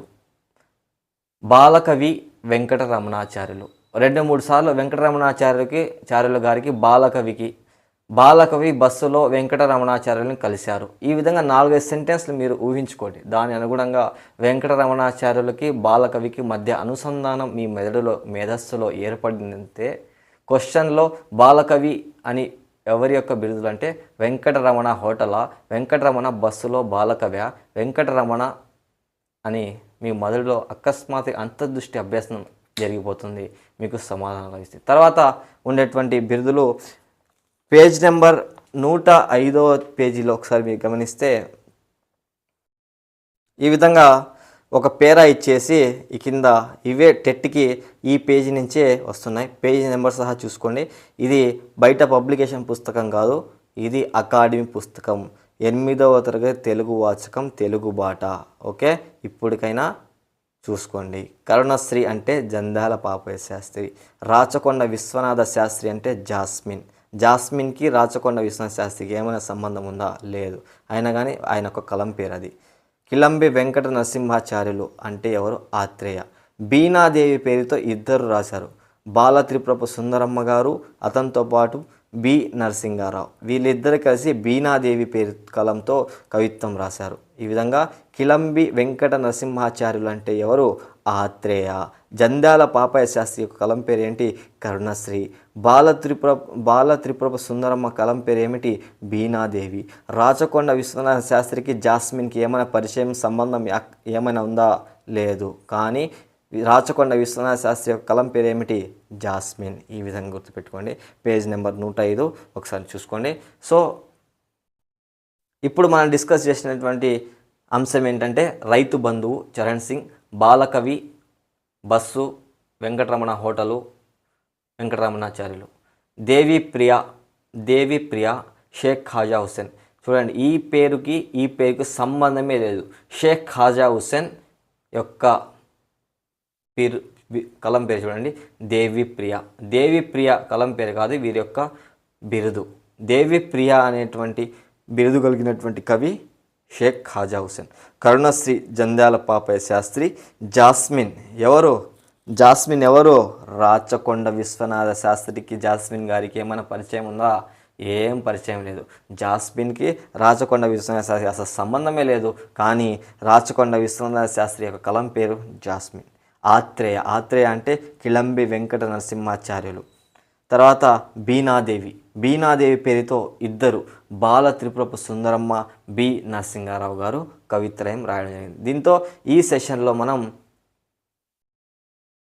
బాలబంధువు దగ్గర నుంచి చివరికి బీనాదేవి వరకు దాదాపు అన్ని బిరుదులు కలం పేర్లను నేర్చుకున్నాం. మీరు ఎంతవరకు క్లాస్ విన్నారో అనేటువంటి దానికి ఆంధ్ర తిలక్ అనేది ఎవరి యొక్క బిరుదో కామెంట్ రూపంలో తెలియజేయండి. ఇంకా విశ్వకవి అని ఎవరిని అన్నారో కామెంట్ రూపంలో తెలియజేయండి. నెల్లూరు గాంధీ అని ఎవరిని అన్నారో కామెంట్ రూపంలో తెలియజేయండి. ఇది ఈ టాపిక్ సంబంధించినటువంటి మీకు అసైన్మెంట్. తర్వాత నెక్స్ట్ టాపిక్లోకి వెళ్దాం. నెక్స్ట్ కాన్సెప్ట్ పొడుపు కథలు. ఇప్పుడు దాకా కొంచెం మెమరీ బేస్డ్ నేర్చుకున్నాం కదా ఇందాక. ఇప్పుడు కొంచెం కూల్ అయిపోదాం. Cool bro, sir, madams please. ఇప్పుడు నేను పొడుపు కథలు చెప్తాను, మీరు దానికి సమాధానం చెప్పాలి. ఓకేనా? అలా చెప్పుకుంటే టైం ఎక్కువైపోద్ది కాబట్టి అవన్నీ ఇప్పుడు అవసరం లేదు. గేమ్స్ ఇప్పుడు కాదు, బ్రేక్లో చూసుకుందాం. తర్వాత 140 పేజీలో మనకు క్రింది స్థాయి అంటే 4వ తరగతి, 3వ తరగతి, 5వ తరగతి, 6వ తరగతిలో కూడా ఉన్నాయి. కాకుంటే పొడుపు కథలను డైరెక్ట్గా ఒక 22 పొడుపు కథలు ఒకే చోట ఇచ్చేసి దానికి సమాధానంతో పాటు ఇచ్చినటువంటి ఒకే ఒక పుస్తకం ఈ 7వ తరగతి పుస్తకం. ఈ 7వ తరగతి పుస్తకంలో ఉన్నటువంటి పొడుపు కథలు ఒకసారి చూసుకొని వెళ్తే సరిపోతుంది. ఆల్రెడీ అందరూ సమాధానం ఇవ్వగలుగుతారు, కానీ మనకు టైం సేవ్ చేస్తుంది. తెలుగు మన జీవితానికి వెలుగు కాబట్టి, మ్యాథ్స్ ఇంగ్లీష్లో టైం వేస్ట్ కాకుండా అవుతుంది కాబట్టి ఇక్కడ టైం మనం సేవ్ చేసుకోవచ్చు. అందుకోసం సమాధానాలు ఇప్పుడే క్వశ్చన్స్ చూసి వేసుకొని తక్కువ సమాధానం గుర్తుపెట్టే విధంగా ఒకసారి చూసుకుందాం. పొడుపు కథలు కూల్ బ్రో, పేజ్ నెంబర్ 140. ఒకసారి ఇవి చూడండి, పేజ్ నెంబర్ 140 చూసుకోండి. ఈ విధంగా ఉంటాయి. కుదిరితే స్క్రీన్ షాట్ తీసుకోండి, లేకుంటే మీ దగ్గర బుక్ ఉంటే చూసుకోండి. పేజ్ నెంబర్ 104 నోట్ చేసుకోండి. 7th class చూసేసుకోండి. పున్నమికి పూత, అమావాస్యకి ఆరగింపు, తేనె పట్టు, ఊరంతటికి ఒకటే దుప్పటి ఆకాశం, కోడి కాని కోడి పకోడి, కాయ కాని కాయలు తలకాయ ఎండ్రకాయ, జీవికి పుట్టింది కానీ చలనం లేదు గుడ్డు, నిద్రలో కూడా కన్నులు మూయనిది చేప, వినేవాటికి కనేవాటికి బెత్తడి దూరం ఉంటే ఏంటి మన ఆకాశ శరీరంలో చెవులు కన్నులు. చూసుకోండి ఈ విధంగా ఒకసారి చూసుకోండి. అన్నీ చదివితే మనకు టైం సరిపోతుందో ఒకసారి చూసుకోండి. అవే వస్తున్నాయి దాదాపు టెట్లో, వీటి నుంచే ఏదో ఒకటి వస్తూనే ఉంది. గోడ మీద బొమ్మ, గొలుసుల బొమ్మ, వచ్చే పోయే వారికి వడ్డించే బొమ్మ, ఏంటది? తేలు. ఈ విధంగా చూసుకోండి. సున్నము, ఆకు, ఒక్కంట, కాగితం, అక్షరాలు, కళ్ళు, మజ్జిగ కవ్వం. ఇది చాలా మనం ప్రైమరీ స్కూల్స్లో ఉన్నప్పుడు వస్తున్నవి. చూడండి, బొంగరము, సైకిల్. కాళ్ళు రెండు కలవు కానీ మనిషి కాడు, నోరు కలిగి ఎదుటి వారి నరుచు, బెల్ అంటే టింగ్ టింగ్ అని. గాలి మేసి లెస్సగనరు మోయు అంటే సైకిల్ బాగా ఫాస్ట్గా పోతుంది. దీని భావం ఏమి? తిరుమలేశ. ఏమి తిరుమలేశ? మహేష, రమేష, సురేష, ఏంటి? సైకిల్. టీడీపీ గుర్తు. చూసుకోండి, ఇది పొడుపు కథలు. పొడుపు కథలు సింపుల్గా వస్తాయి. ఇవి ఒకసారి చూసేసుకోండి. దీన్ని ఆధారంగా బేస్ చేసుకొని ఆల్రెడీ లోయెస్ట్ స్టాండర్డ్లో వచ్చిన పొడుపు కథలు కూడా మనం ఈజీగా చేయవచ్చు. దీంతో పొడుపు కథలు అయిపోయింది. ఇప్పుడు కూల్ అయిపోయింది. నెక్స్ట్ ఇంకో కాన్సెప్ట్ తీసుకుందాం. తర్వాత కాన్సెప్ట్ విభక్తులు. విభక్తులతో మనకు తత్పురుష సమాసాలు కూడా ఏర్పడతాయి. దీని ఆధారంగా మనం విభక్తులు చాలా చాలా ముఖ్యమైనటువంటి అంశం. ప్రథమ విభక్తి ప్రత్యయం అంటే ఏమిటి? ద్వితీయ విభక్తి ప్రత్యయాలు అంటే ఏమిటి? తృతీయ విభక్తి, చతుర్థ, పంచమి, షష్ఠి, సప్తమి, సంబోధన, ప్రథమ విభక్తి. అసలు విభక్తి అంటే ఏమిటంటే వాక్యాలలో ఉండేటువంటి పదాల మధ్య సంబంధం సరిగా లేనట్లు కొన్ని ఈ పదాలు ఈ విభక్తులు కానీ లేకుంటే సంబంధం లేనట్టుగా వాక్యం మనకు అర్థం లేకుండా ఉంటుంది. ఫర్ ఎగ్జాంపుల్ ఇక్కడ చూడండి, బుక్లో మనకు ఫస్ట్గా బేసిక్గా 6th క్లాస్ లెవెల్ నుంచి అర్థం చేసుకోవడానికి ట్రై చేద్దాం. స్నేహం ఉన్నప్పుడు తప్పులు కనపడవు. మాధవి పూజ కొరకు పూలు కోసుకొచ్చింది. జీవితంలో జయోపజయాలు ఉంటాయి. రవితో రహీం బడికి వెళ్ళాడు. పై వాక్యాలలో గీత గీసిన అక్షరాన్ని లేదా పదాన్ని తొలగించి చదవండి. ఓకే, లు తీసేద్దాం, కొరకు తీసేద్దాం, లో, తో ఇది తీసేద్దాం. స్నేహం ఉన్నప్పుడు తప్పు కనపడదు. మాధవి పూజ పూలను కోసుకొచ్చింది. జీవితం జయపజయాలు ఉంటాయి. రవి రహీంతో బడికి వెళ్ళాడు. తో తీసేయాలి. రవి రహీం బడికి వెళ్ళాడు. సో ఇవన్నీ తీసేస్తే వాక్యాల మధ్య సంబంధమే లేనట్టుగా అనిపిస్తుంది. ఇప్పుడు అక్కడ మనం ఒకసారి చూడండి, చెట్లు ఫలాలు బరువెక్కాయి. ఇక్కడ మనం చేత అనేటువంటి ఒక విభక్తి ప్రత్యయం చేసినప్పుడు చెట్లు ఫలాల చేత బరువెక్కాయి. ఇలా పదాలను మధ్యలో అర్థ సంబంధాన్ని ఏర్పరచడానికి ఉపయోగించేవే విభక్తులు. విభక్తులు ఏమిటి అనేటువంటి ఒకసారి గమనిస్తే ప్రథమ విభక్తి అంటే ఏమిటి, ద్వితీయ విభక్తి అంటే ఏమిటి, తృతీయ విభక్తి అంటే ఏమిటి అనేటువంటి అంశాలను ఒకసారి మనం గమనిస్తే ప్రథమ విభక్తి ప్రత్యయానికి డూము ఊలు కట్ చేసుకొని గోడకు అంటిస్తారో ఏం చేస్తారో మీ ఇష్టం, ఎలాగైనా ఇవి గుర్తుపెట్టుకోవాలి. తత్పురుష సమాసాల్లో వస్తాయి. ముఖ్యంగా షష్ఠి, పంచమి, చతుర్థి, ప్రథమ గుర్తుపెట్టుకోండి. డూము ఊలు అంటే ప్రథమ విభక్తి. ద్వితీయ విభక్తి అంటే నిన్, నున్, లన్, కూర్చి, గురించి. తృతీయ విభక్తి అంటే చేతన్, చేన్, తోడంతో. చతుర్థి విభక్తి కొరకున్, కై, కోసం. చతుర్థి. పంచమి విభక్తి అంటే వలనన్, కట్టెన్, పట్టి. తర్వాత షష్ఠి కిన్కున్ యొక్క లోన్ లోపల చూసుకోండి. యొక్క దాదాపు తత్పురుష షష్ఠి తత్పురుష సమాసంలో ఉపయోగించే విభక్తి ప్రత్యయం మన అర్ధార్థ సంబంధ వాక్యం మధ్య బాగా ఉంటుంది. యొక్క గుర్తుపెట్టుకోండి, షష్ఠి విభక్తి. అందున్ నన్ సప్తమి విభక్తి. దేశమునందు భక్తి ఏ విభక్తి చూసుకోండి, దాంట్లో ఉంటుంది. ఓయ్, ఓయ్, ఓరి, ఓసి, సంబోధన, ప్రథమ విభక్తి. ఇవి విభక్తులు. తత్పురుష సమాసాల దగ్గర దీన్ని మళ్ళీ ఒకసారి రివైజ్ చేసుకుందాం. ఈ బాక్స్లో ఉన్న వాటిని చూసుకోండి. ప్రథమ విభక్తులను గుర్తించండి, ద్వితీయ విభక్తులను గుర్తించండి. ఒక వాక్యం ఇచ్చేసి అందులో ఉన్నటువంటి విభక్తి ప్రత్యయాన్ని గుర్తించండి అని కూడా ఇవ్వచ్చు. తత్పురుష సమాసాల్లో కూడా మనకు రెండిట్లో అక్కడ కానీ ఇక్కడ కానీ రెండు చోట్ల ఏదో ఒక మనకు రాయి తగిలేటువంటి అవకాశం ఉన్నటువంటి అంశమే ఈ విభక్తులు. ఇవి ఒక్కసారి జాగ్రత్తగా చూసుకోండి. నెక్స్ట్ కాన్సెప్ట్ ప్రకృతి వికృతి. ప్రకృతి వికృతులు అంటేనే పుస్తకం తీసుకొని మనకు ప్రకృతి వికృతి సంతోషము, సంతనము, ఆశ్చర్యం, ఆశ్చర్యం, ప్రాంతం, పొంత, ఆహారం, ఓగిరం, ఇలా బట్టి పట్టుకుంటూ వెళ్ళడమే కాదు, అసలు ప్రకృతి అంటే ఏంటి, వికృతి అంటే ఏమిటి, ఒక కాన్సెప్ట్ మనం అర్థం చేసుకోవడానికి ప్రయత్నిద్దాం. 8వ తరగతిలో పేజ్ నెంబర్ 9లో క్లియర్గా ఇవ్వడం జరిగింది. డైరెక్ట్ మనం రాబోయేటువంటి మెగా డిఎస్సిలో కూడా ప్రశ్నలు రావడానికి అవకాశం ఉంది. తత్సమాలు అంటే ఏమిటి, తద్భవాలు అంటే ఏమిటి అని. ఇప్పుడు టెట్కి అంత డెప్త్గా అవసరం లేదు, అయినా కానీ మనం తెలుసుకుందాం. తెలుసుకోవడంలో తప్పు లేదు. జీవితం అంటే నేర్చుకుంటూ ముందుకు సాగుదాం. అంటే అక్కడ బోర్డు మీద చూడండి, సంతోషము, సంతసము అనేటువంటి పదాలు గమనిస్తే అక్కడ సంతోషము అనేది ప్రకృతి అయితే దానికి ఒక వికృతి సంతసము. చూస్తే ఇక్కడ ఏమర్థమవుతుందంటే మధ్యలో ము అనేటువంటి ఒక విభక్తి వచ్చింది. ముందుకు మన విభక్తుల్లో డూము, ఊలు ప్రథమ విభక్తి గురించి చర్చించాం కదా, ఆ విభక్తే ఇది ము అనేది ప్రథమ విభక్తి. సంతోషము అన్న పదం తెలుగు ప్రత్యయంలో చేరి తెలుగులో వచ్చినటువంటి సంస్కృత పదమే ఇది సంతోషము. సంతోషం అనేటువంటిది ఒక సంస్కృత పదం, అందులో తెలుగులోకి వచ్చేటప్పటికి మనకు ప్రథమ విభక్తి అయినటువంటి ము అనేది దానికి చేరడం జరిగింది. ఇలా సంస్కృత లేదా ప్రాకృతంలో ఉన్నటువంటి భాషా పదాల నుండి తెలుగులోకి వచ్చి ఉండేటువంటి సంస్కృత ప్రాకృతిక భాషా పదాలను ఏమంటామంటే ప్రకృతులు అంటాం. ప్రకృతులు, వీటినే తత్సమాలు అంటాం. తత్సమాలు, ఈ పాయింట్ గుర్తుపెట్టుకోండి. ప్రకృతులకి ఇంకొక పేరు తత్సమాలు. అలా కాకుండా సంతోషము అనేటువంటి మాటకు తెలుగులో సంతసముగా మారింది.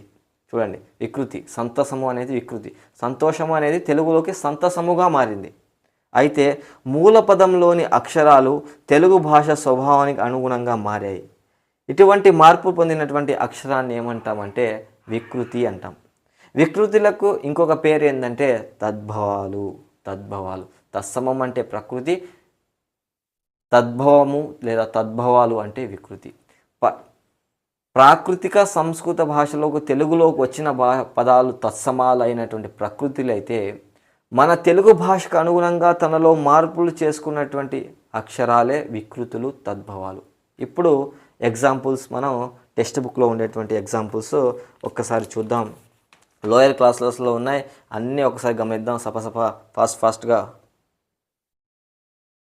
బంగారము, బృంగారము, సింహం, సింగం, భాష, హృదయం, యద, కవిత, కైతలు, పుస్తకం, పొత్తము. లాస్ట్ టైం డిఎస్సి కూడా వచ్చినటువంటిదే భాష.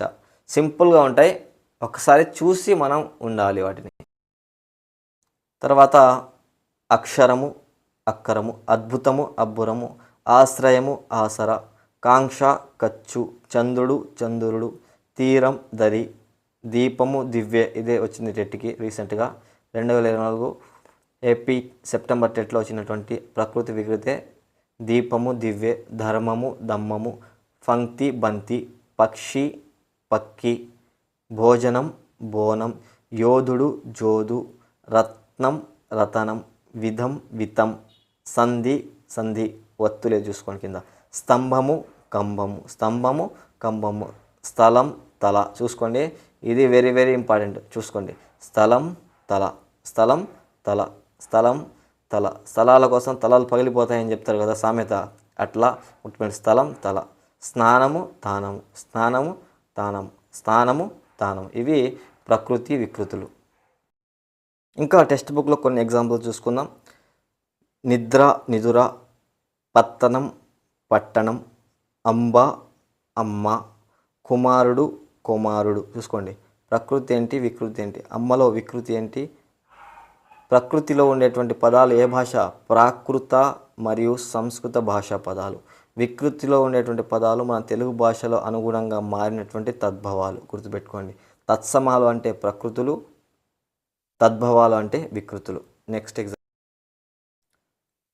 కార్యము, కర్జము, కథ, కథ, సిరి, భాష, భోజనం, బోనము. వాక్యాల్లో ప్రకృతి వికృతులు గుర్తించమని టెక్స్ట్ బుక్లో ఉన్నటువంటి ఎగ్జాంపుల్ ఇది.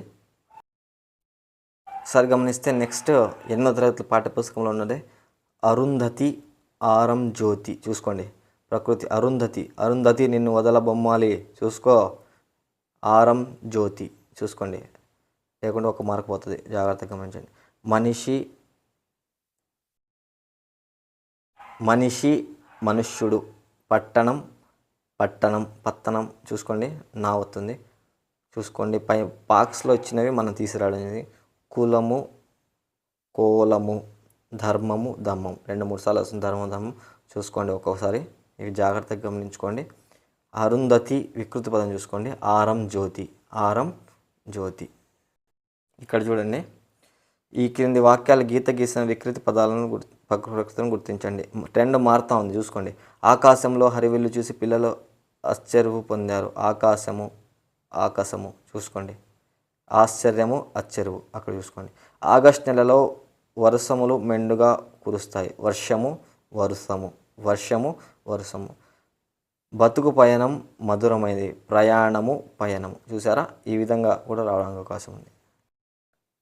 నెక్స్ట్ ఇంకా 8th క్లాస్లో నెక్స్ట్ చూస్తే గృహము, గీము, సముద్రము, సంద్రం, రాజు, రేడు. ఇంకా కొన్ని చూడండి బాక్స్లో. భూమి, భూమి, దేవుడు, దేవర. దేవుడు వికృతి ఏంటి? Devara. NTR movie part 1 man of mass. Devara, దేవుడు, దేవర. ఖండము, కండ చూసుకోండి. ఈ విధంగా గుర్తుపెట్టుకోవడం ట్రై చేయండి, ఓకేనా. తిరిగి 8వ తరగతి, ఎందుకంటే 8వ తరగతి నుంచి ఇచ్చేస్తున్నాడు డైరెక్ట్, అందుకోసం 8వ తరగతి మొత్తం తెలుసుకుందాం. అమావాస్య, అమావాస, ఆర్య, అయ్య, ఉపాధ్యాయుడు, వజ్జ చూసుకోండి. ఉపాధ్యాయుడు, వజ్జ. లాస్ట్ టైం టెట్కమ్ టీఆర్టీకి వచ్చినటువంటి ప్రశ్నలు కూడా ఇక్కడ నుంచి ఉన్నాయి. భక్తి, భక్తి. అక్షరము, అక్కరము. భాష, భాష. ఇప్పటికి 3 సార్లు వచ్చింది. అర్థం, అద్దం, అద్దం, అద్ద. శాస్త్రం, చట్టం చూసుకోండి. శాస్త్రము, చట్టము. శాస్త్రం అనేది ప్రకృతి, చట్టం చూడండి. శాస్త్రము, శాస్త్ర అట్లా కాకుండా శాస్త్రం అనే దానికి వికృతి ఏంటి? చట్టము చూసుకోండి. ఇది జాగ్రత్తగా గమనించుకోండి, ఇంపార్టెంట్. నెక్స్ట్ రేయి, రాత్రి. కులం, కోలము. అక్షరం, అక్కరం. మతి, మది. మతి, మది. మతి, మది చూసుకోండి. తి, ది. మతి, మది 2-3 సార్లు అక్కడ ఆప్షన్ కన్ఫ్యూజ్ అవుతాయి చూసుకోండి. కులము, కోలము. రేయి, రాత్రి. కులము, కోలము. అక్షరం, అక్కరం. నెక్స్ట్ చూసుకోండి ప్రకృతి వికృతులు.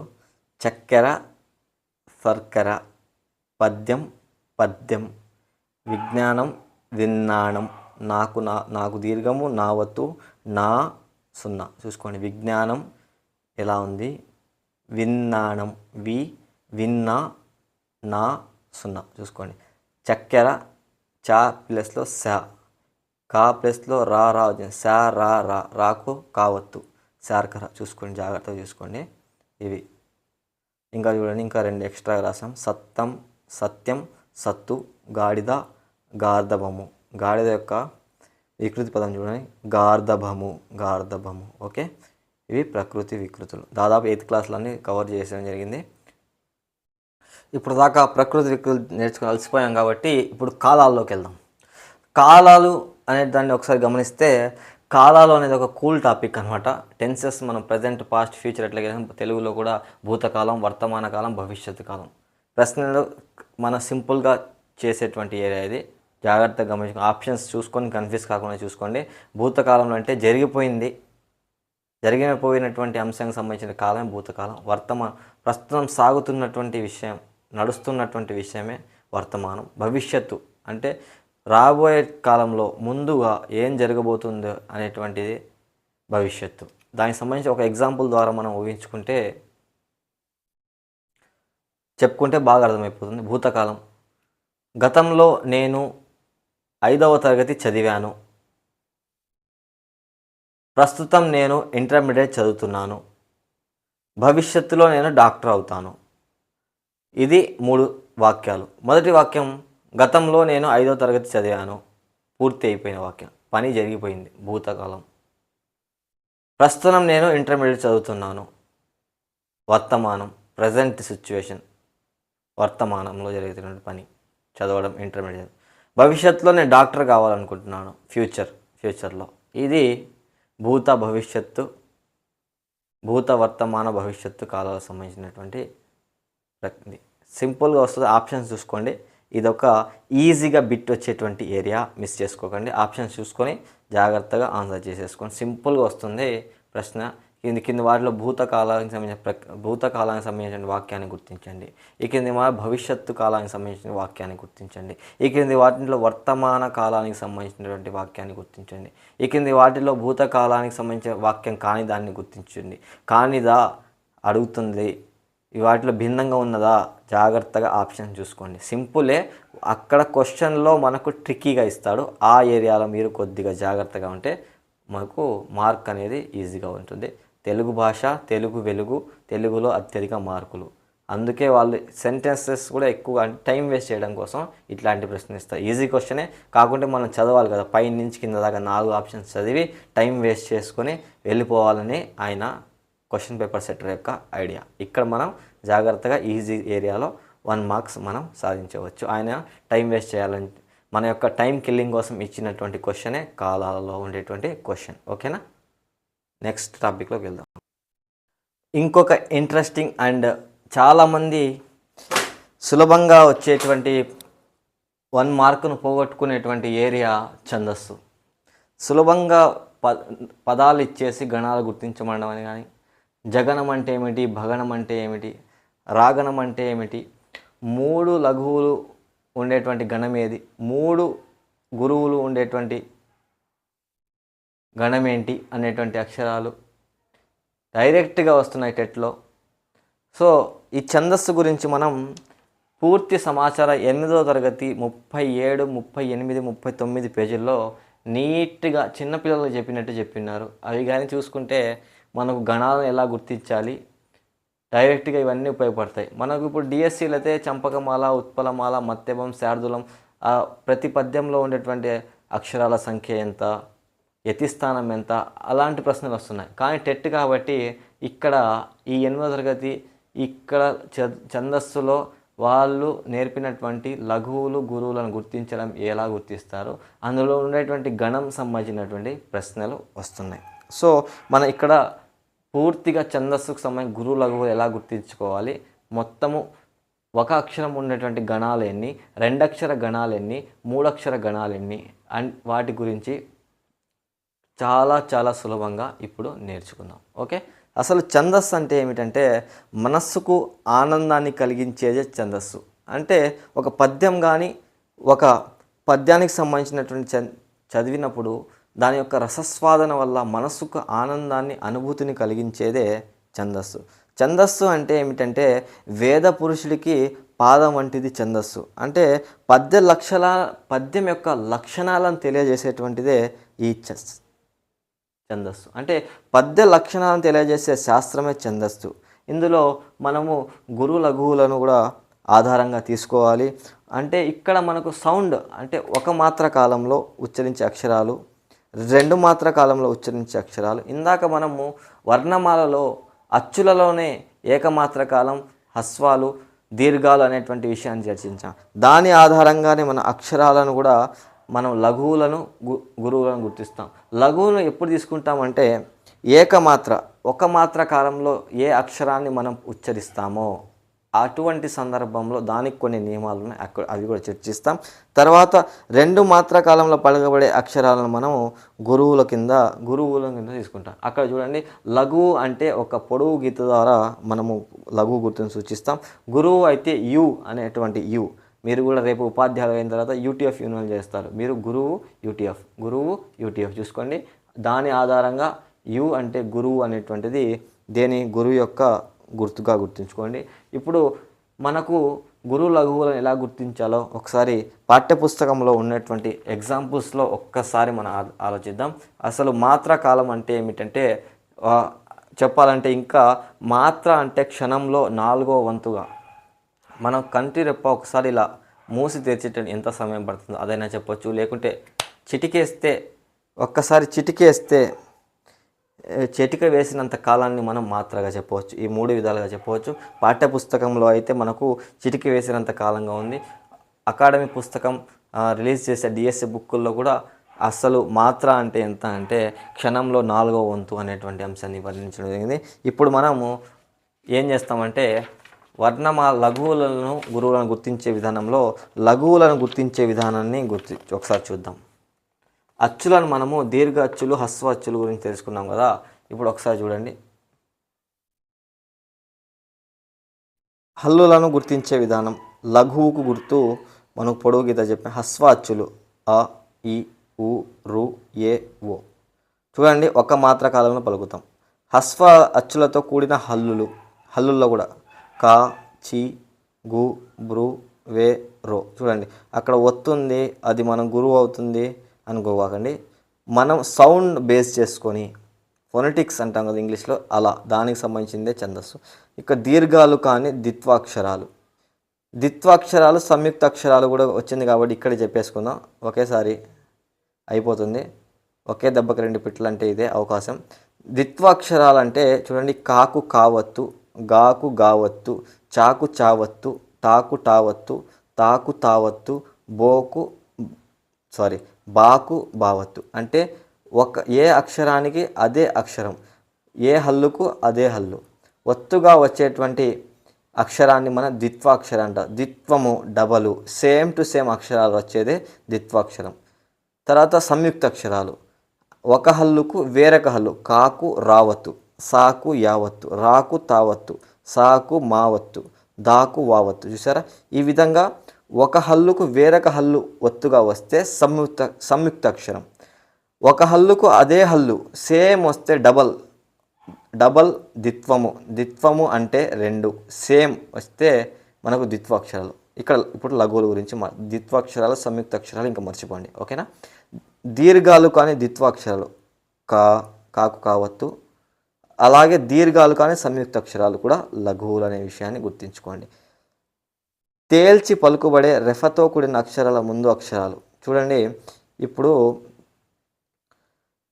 ఇక్కడ చూడండి, ఒకసారి ఇక్కడ కొద్ది ప్రింటింగ్ మిస్టేక్ ఉంది. అదృచు అనేటువంటిది దాని ముందు ఒకసారి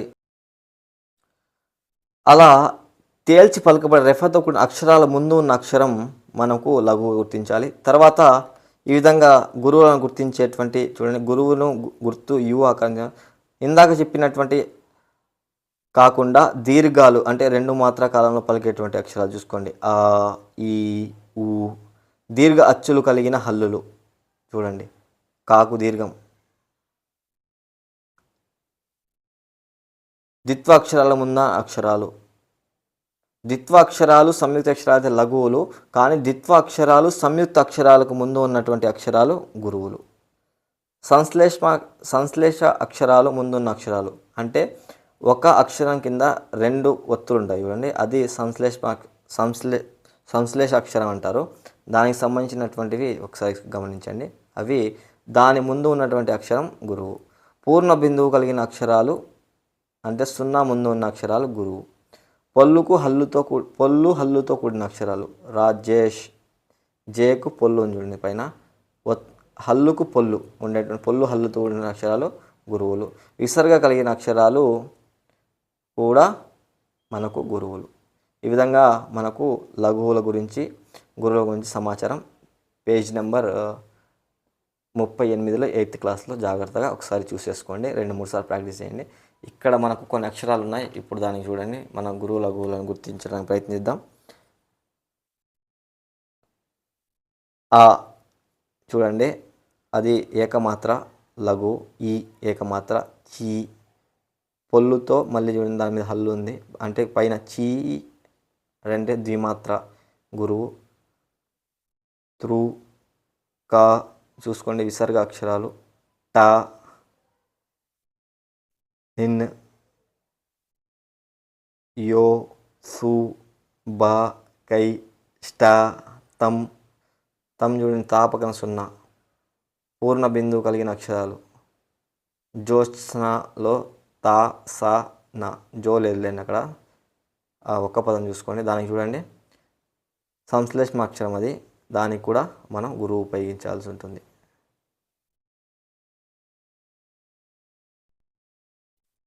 తర్వాత గురువు ఏర్పడే విధానం ఒకసారి గమనించినప్పుడు ఇలా మనకు స్వరూపాన్ని బట్టి గణాలు మనకు 4 రకాలుగా ఉంటాయన్నమాట. అవి ఏకాక్షర గణాలు, రెండక్షర గణాలు, మూడక్షర గణాలు, 4 అక్షర గణాలు. ఒక అక్షర గణం అంటే ఒక అక్షర గణంతో ఏర్పడే అక్షరమే ఏకాక్షర గణం. ఏకగణం ఏకలఘువు, దాన్ని లగణం అంటారు. ఆ గణం పేరు ఏమిటి? ఏకలఘువు ఉండేటువంటి గణం పేరు లగణం. ఆ చూడండి, ఏకలఘువు. ఆ అనేది ఏ గణం అనేటువంటి ప్రశ్న లగణం. లగణం అంటే ఏకలఘువు సంబంధించి. ఏక గురువు అయితే గా గణం. లా గణం అంటే చూడండి, లఘు ఒకటి సింగిల్గా ఉంటే లఘువులోని అక్షరంలో మొదటి పదమే లాగణం. గురువులో మొదటి అక్షరం గా. ఒకే ఒక్కటి ఏకచిహ్నం గణం పేరు గాగణం. చూసుకోండి ఒకసారి. తర్వాత రెండక్షర గణాలు. రెండక్షర గణాలు రెండు అక్షరాలతో ఏర్పడేటువంటి గణాలు రెండక్షర గణాలు. అవి 4. ఇందాక ఏర్పడిన ఏకక్షర గణాలు 2 మార్చి రాయడం జరుగుతుంది. లఘువు, గురువు, లగము, వగణం అంటారు దాన్ని. గురువు లఘువు, గలము, హగణం అంటారు దాన్ని. లఘువు అయితే లాకు దీర్ఘం ఇస్తే లా అయిపోయింది చూసారా, లా దాన్ని ఆగణం అంటారు. గురువు అయితే గాకు గా గణం అంటారు. ఈ విధంగా చూసుకోండి. ఈ విధంగా 2 అక్షరాలతో ఏర్పడేటువంటి గణాలు 4. తర్వాత 3 అక్షరాలతో ఏర్పడే గణాలు 3 అక్షర గణాలు 8. అవి భగణం, జగణం, సగణం, యగణం, రగణం, తగణం, నగణం, మగణం. ఒక్కసారి ఇవన్నీ చూసుకోండి. ఆది గురువు భగణం, మధ్య గురువు జగణం, అంత్య గురువు సగణం, ఆది లఘువు యగణం, మధ్య లఘువు రగణం, అంత్య లఘువు తగణం, 3 లఘువులు అయితే నగణం, 3 గురువులు అయితే మగణం. ఈ విధంగా ఉంటుంది. ఒకసారి చూసుకోండి. ఇవన్నీ కూడా ఒకసారి చూసుకుంటే మీకు అర్థమవుతుంది. భాజాసాలు గురువు యొక్క స్థానం ఆధారంగా కూర్చోబడ్డాయి. మాగణంలో అన్ని గురువులే ఉంటాయి. యా రాత అనేవి లఘువుల యొక్క స్థానం ఆధారంగా కూర్చోబడ్డాయి. నాగణం అన్ని లఘువులు. ఇవన్నీ కూడా 3 అక్షర గణాలు. ఇప్పుడు మనకు 4వది ఇక్కడ ఇవ్వలేదు. వాటి గురించి ఒకసారి మాట్లాడితే అంత డెప్త్గా అవసరం లేదు. కాకుంటే మనకు గణం 4 ఉన్నాక తెలుసుకొని 4 అక్షర గణాలు 3 నల, నగ, సల అంటారు. 4 కూడా లఘువులు అయితే నలగణం. నగగణంలో 3 లఘువులు, ఒక గురువు ఉంటుంది. అంత్య గురువు ఉండేటువంటి 4 అక్షర గణమే నగ. సల అంటే అంతం కంటే ఒక ముందు భాగంలో ఒక గురువుతో 3 లఘువులతో ఉండే సల. నల, నగ, సల అంటారు. ఇవి 4 అక్షర గణాలు 3. గణాలు మొత్తం మన అక్షరాల ఆధారంగా 1 అక్షర గణాలు 2, 2 అక్షర గణాలు 4, 3 అక్షర గణాలు 8, 4 అక్షర గణాలు 3 అనేటువంటి విషయాన్ని గుర్తుంచుకోండి. ఈ ఛందస్సు ద్వారా మనకు భగణం అంటే ఏమిటి, జగణం అంటే ఏమిటి, నగణం అంటే ఏమిటి, మగణం అంటే ఏమిటి, అసలు గురువు లఘువులను గుర్తించాలి ఎలాగో మనం తెలుసుకున్నాం. డైరెక్ట్ ఈ కింది వాటి గురువు లఘువులను ఒక పదం ఇచ్చేసి ఇది ఏ గణం కింద వస్తుంది, భాగణమా, జగణమా, మాగణమా, రాగణమా, యాగణమా. నాగణం అయితే 3 లఘువులు, భాగణం అయితే ఏమిటి, నాగణం అంటే ఏంటి, మాగణం అయితే ఏమిటి, రాగణం అంటే ఏమిటి, గురువు ఎక్కడుంటుంది, లఘువు ఎక్కడుంటుంది అనేటువంటి అంశాలు మనం స్పష్టత కలిగి ఉన్నప్పుడు మనకు 1 బిట్ ఇక్కడ చేయడానికి అవకాశము ఉంది. సో నెక్స్ట్ టాపిక్లోకి వెళ్ళిపోదాం.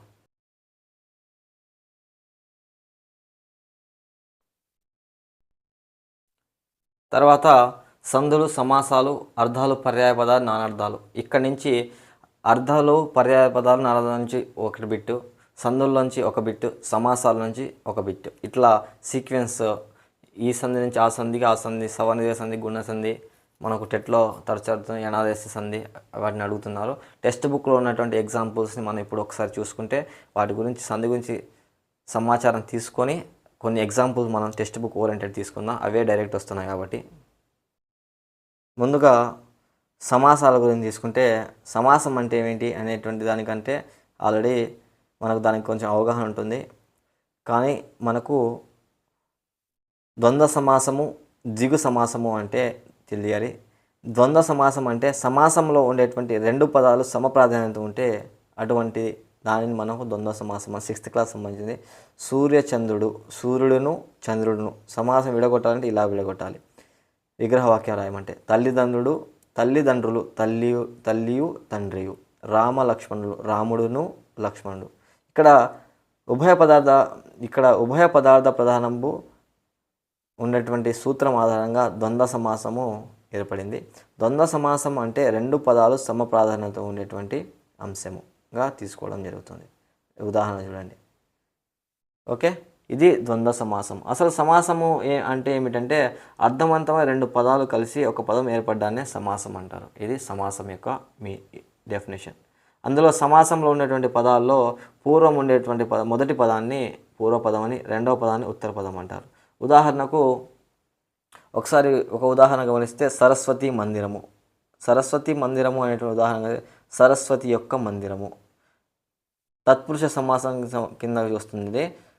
సరస్వతి యొక్క మందిరం షష్ఠి కిన్ యొక్క లోపల విభక్తులు చెప్పాం కదా, ఆ ఏరియా బట్టి సరస్వతి మందిరం యొక్క విగ్రహ వాక్యం ఏంటంటే సరస్వతి యొక్క మందిరము. ఇది షష్ఠి తత్పురుష సమాసము. పై ఉదాహరణలో సరస్వతి అనేటువంటి పూర్వపదము, మందిరం అనేటువంటి ఉత్తర పదం. మీకు తెలియదని కాదు, బేసిక్ కూడా తెలుసుకోండి. ఉత్తర పదం అంటే ఏమిటి, పూర్వపదం ఏంటి అంటే సమాసాల్లో ఉపమేయ సమాసాల్లో మనకు పూర్వపద ప్రధాన సమాసము, ఉత్తర పద ప్రధానమైనటువంటి సమాసము కూడా ఉంటుంది విశేషణము ఆధారంగా. ఇక్కడ మనకు దానికి బేసిక్ ఇక్కడి నుంచి పడాలి అనమాట. ఇది 6th క్లాస్ సంబంధించినటువంటిది.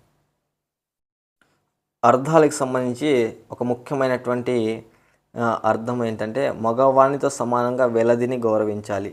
వెలది అనేటువంటి పదానికి అర్థం ఏంటంటే స్త్రీ. ఓకే, రణం అంటే యుద్ధం, అవన్నీ మనకు సులభంగానే ఉన్నాయి. అయితే ఇక్కడ వెలది అనేది కొద్దిగా క్లమ్జీగా ఉంటుంది. మనకు ఇక్కడ మన మైండ్ డిఫరెంట్గా ఆలోచించే అవకాశం ఉంది. వెలది అంటే స్త్రీ అనేటువంటి అర్థం.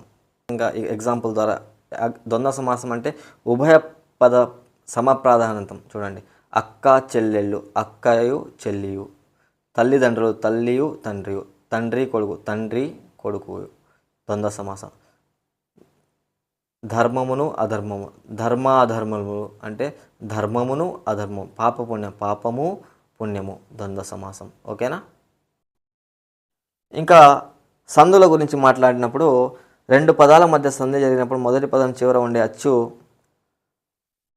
పేరుతో ఆ సంధిని పిలుస్తాం. అంటే మొదటి పదం చివర ఊ ఉంటే ఆ సంధిని ఉత్వ సంధి అని, ఆ ఉంటే అత్వ సంధి అని, ఈ అంటే ఇత్వ సంధి అని, ఈ విధంగా మనము పిలవలేదు. ఇవి తెలుగు సందులకు సంబంధించినటువంటి సందులు. అంటే రెండు పదాలు కలిసి ఒక పదంగా మారడాన్ని మనం చూడొచ్చు రెండు పదాల మధ్య. అందులో మనకు మొదటి పదం చివర అచ్చు పేరుతో ఆ సంధిని మనం పిలవలేదు తెలుగు సందుల్లో. అత్వ ఇత్వ ఉత్వ సందులు. సంస్కృత సంధి అనేది, సవర్ణ దీర్ఘ సంధి అనేది సంస్కృత పదాలకు సంబంధించినటువంటి సంధిగా మనం గుర్తించాలి. అందులో టెట్కు డైరెక్ట్గా వచ్చినటువంటి సెషన్స్లో వచ్చినటువంటి బిట్ సవర్ణ దీర్ఘ సంబంధించి ఇవి. సవర్ణ దీర్ఘ సంధి సూత్రము దాదాపు అందరికి వచ్చిందే. ఆ ఈ ఊరులకు అవే వర్ణపు అచ్చులు వచ్చినప్పుడు తప్పనిసరిగా అది దీర్ఘము రావడానికి సవర్ణ దీర్ఘ సంధి అంటారు. ఆ వర్ణానికి ఆ ఆలు సవర్ణాలు, ఈ వర్ణానికి ఈ ఈలు సవర్ణాలు, ఊ వర్ణానికి ఊ ఊలు సవర్ణాలు, రూ వర్ణానికి రూలు సవర్ణాలు. అంటే సంస్కృత పదాలు సంస్కృత పదాల మధ్య సంధులు జరుగుతాయి కాబట్టి సవర్ణ దీర్ఘ సంధి అనేది సంస్కృత సంధి అనమాట. పైన ఉదాహరణ చూడండి. శుద్ధాత్ముడు, శుద్ధ ప్లస్ ఆత్ముడు. రామాలయం, రామ ప్లస్ ఆలయం. రవీంద్రుడు, రవి ప్లస్ ఇంద్రుడు. కవీంద్రుడు, కవి ప్లస్ ఇంద్రుడు. భానుదయం, భాను ప్లస్ ఉదయం. గురువు ఉపదేశం, గురువు ప్లస్ ఉపదేశం. పితృరుణం, పితృవు ప్లస్ రుణం. మాతృరుణం, మాతృవు ప్లస్ రుణం. ఇవన్నీ కూడా సవర్ణ దీర్ఘ సంధికి ఉదాహరణ. ఆల్రెడీ పితృణం వచ్చింది, కవీంద్రుడు వచ్చింది, మిగతావి రావడానికి అవకాశం ఉన్నవి సవర్ణ దీర్ఘ సంధికి సంబంధించినటువంటివి. ఇవి 6th క్లాస్ సంబంధించిన బుక్ నుంచి ప్రశ్నలు వస్తున్నాయి. తర్వాత ఇదే 6th క్లాస్లో గుణ సంబంధించినటువంటి ఉదాహరణలు ఉన్నాయి. మహేష, మహా ప్లస్ ఈశ. మహోదది, మహా ప్లస్ ఊదది. రాజర్షి, రాజా ప్లస్ ఋషి. పై పదాలు పరిశీలించినప్పుడు పూర్వపదం చివర ఆ అనే అచ్చులు ఉన్నాయి. పరపదంలో మొదటి అచ్చుకు ఈ ఊ రూలు ఉన్నాయి. వాటి స్థానంలో క్రమంగా ఏ ఓ ఆర్లు ఏకాదశంగా వచ్చాయి కదా అంటున్నాడు. అంటే గుణములు లేదా గుణాలు అంటే ఏ ఓ ఆర్లను గుణాలు అంటారు. అవి మనకు మొదటి పూర్వపదం మొదటి అచ్చులకు వాటి స్థానంలో క్రమంగా ఏ ఓ ఆర్లు. మన పదంని మహేష, అక్కడ చూడండి మహేష, ఆ ఈ కలిపి ఏ అనేటువంటి సౌండ్ వస్తుంది. ఏ ఓ ఆర్.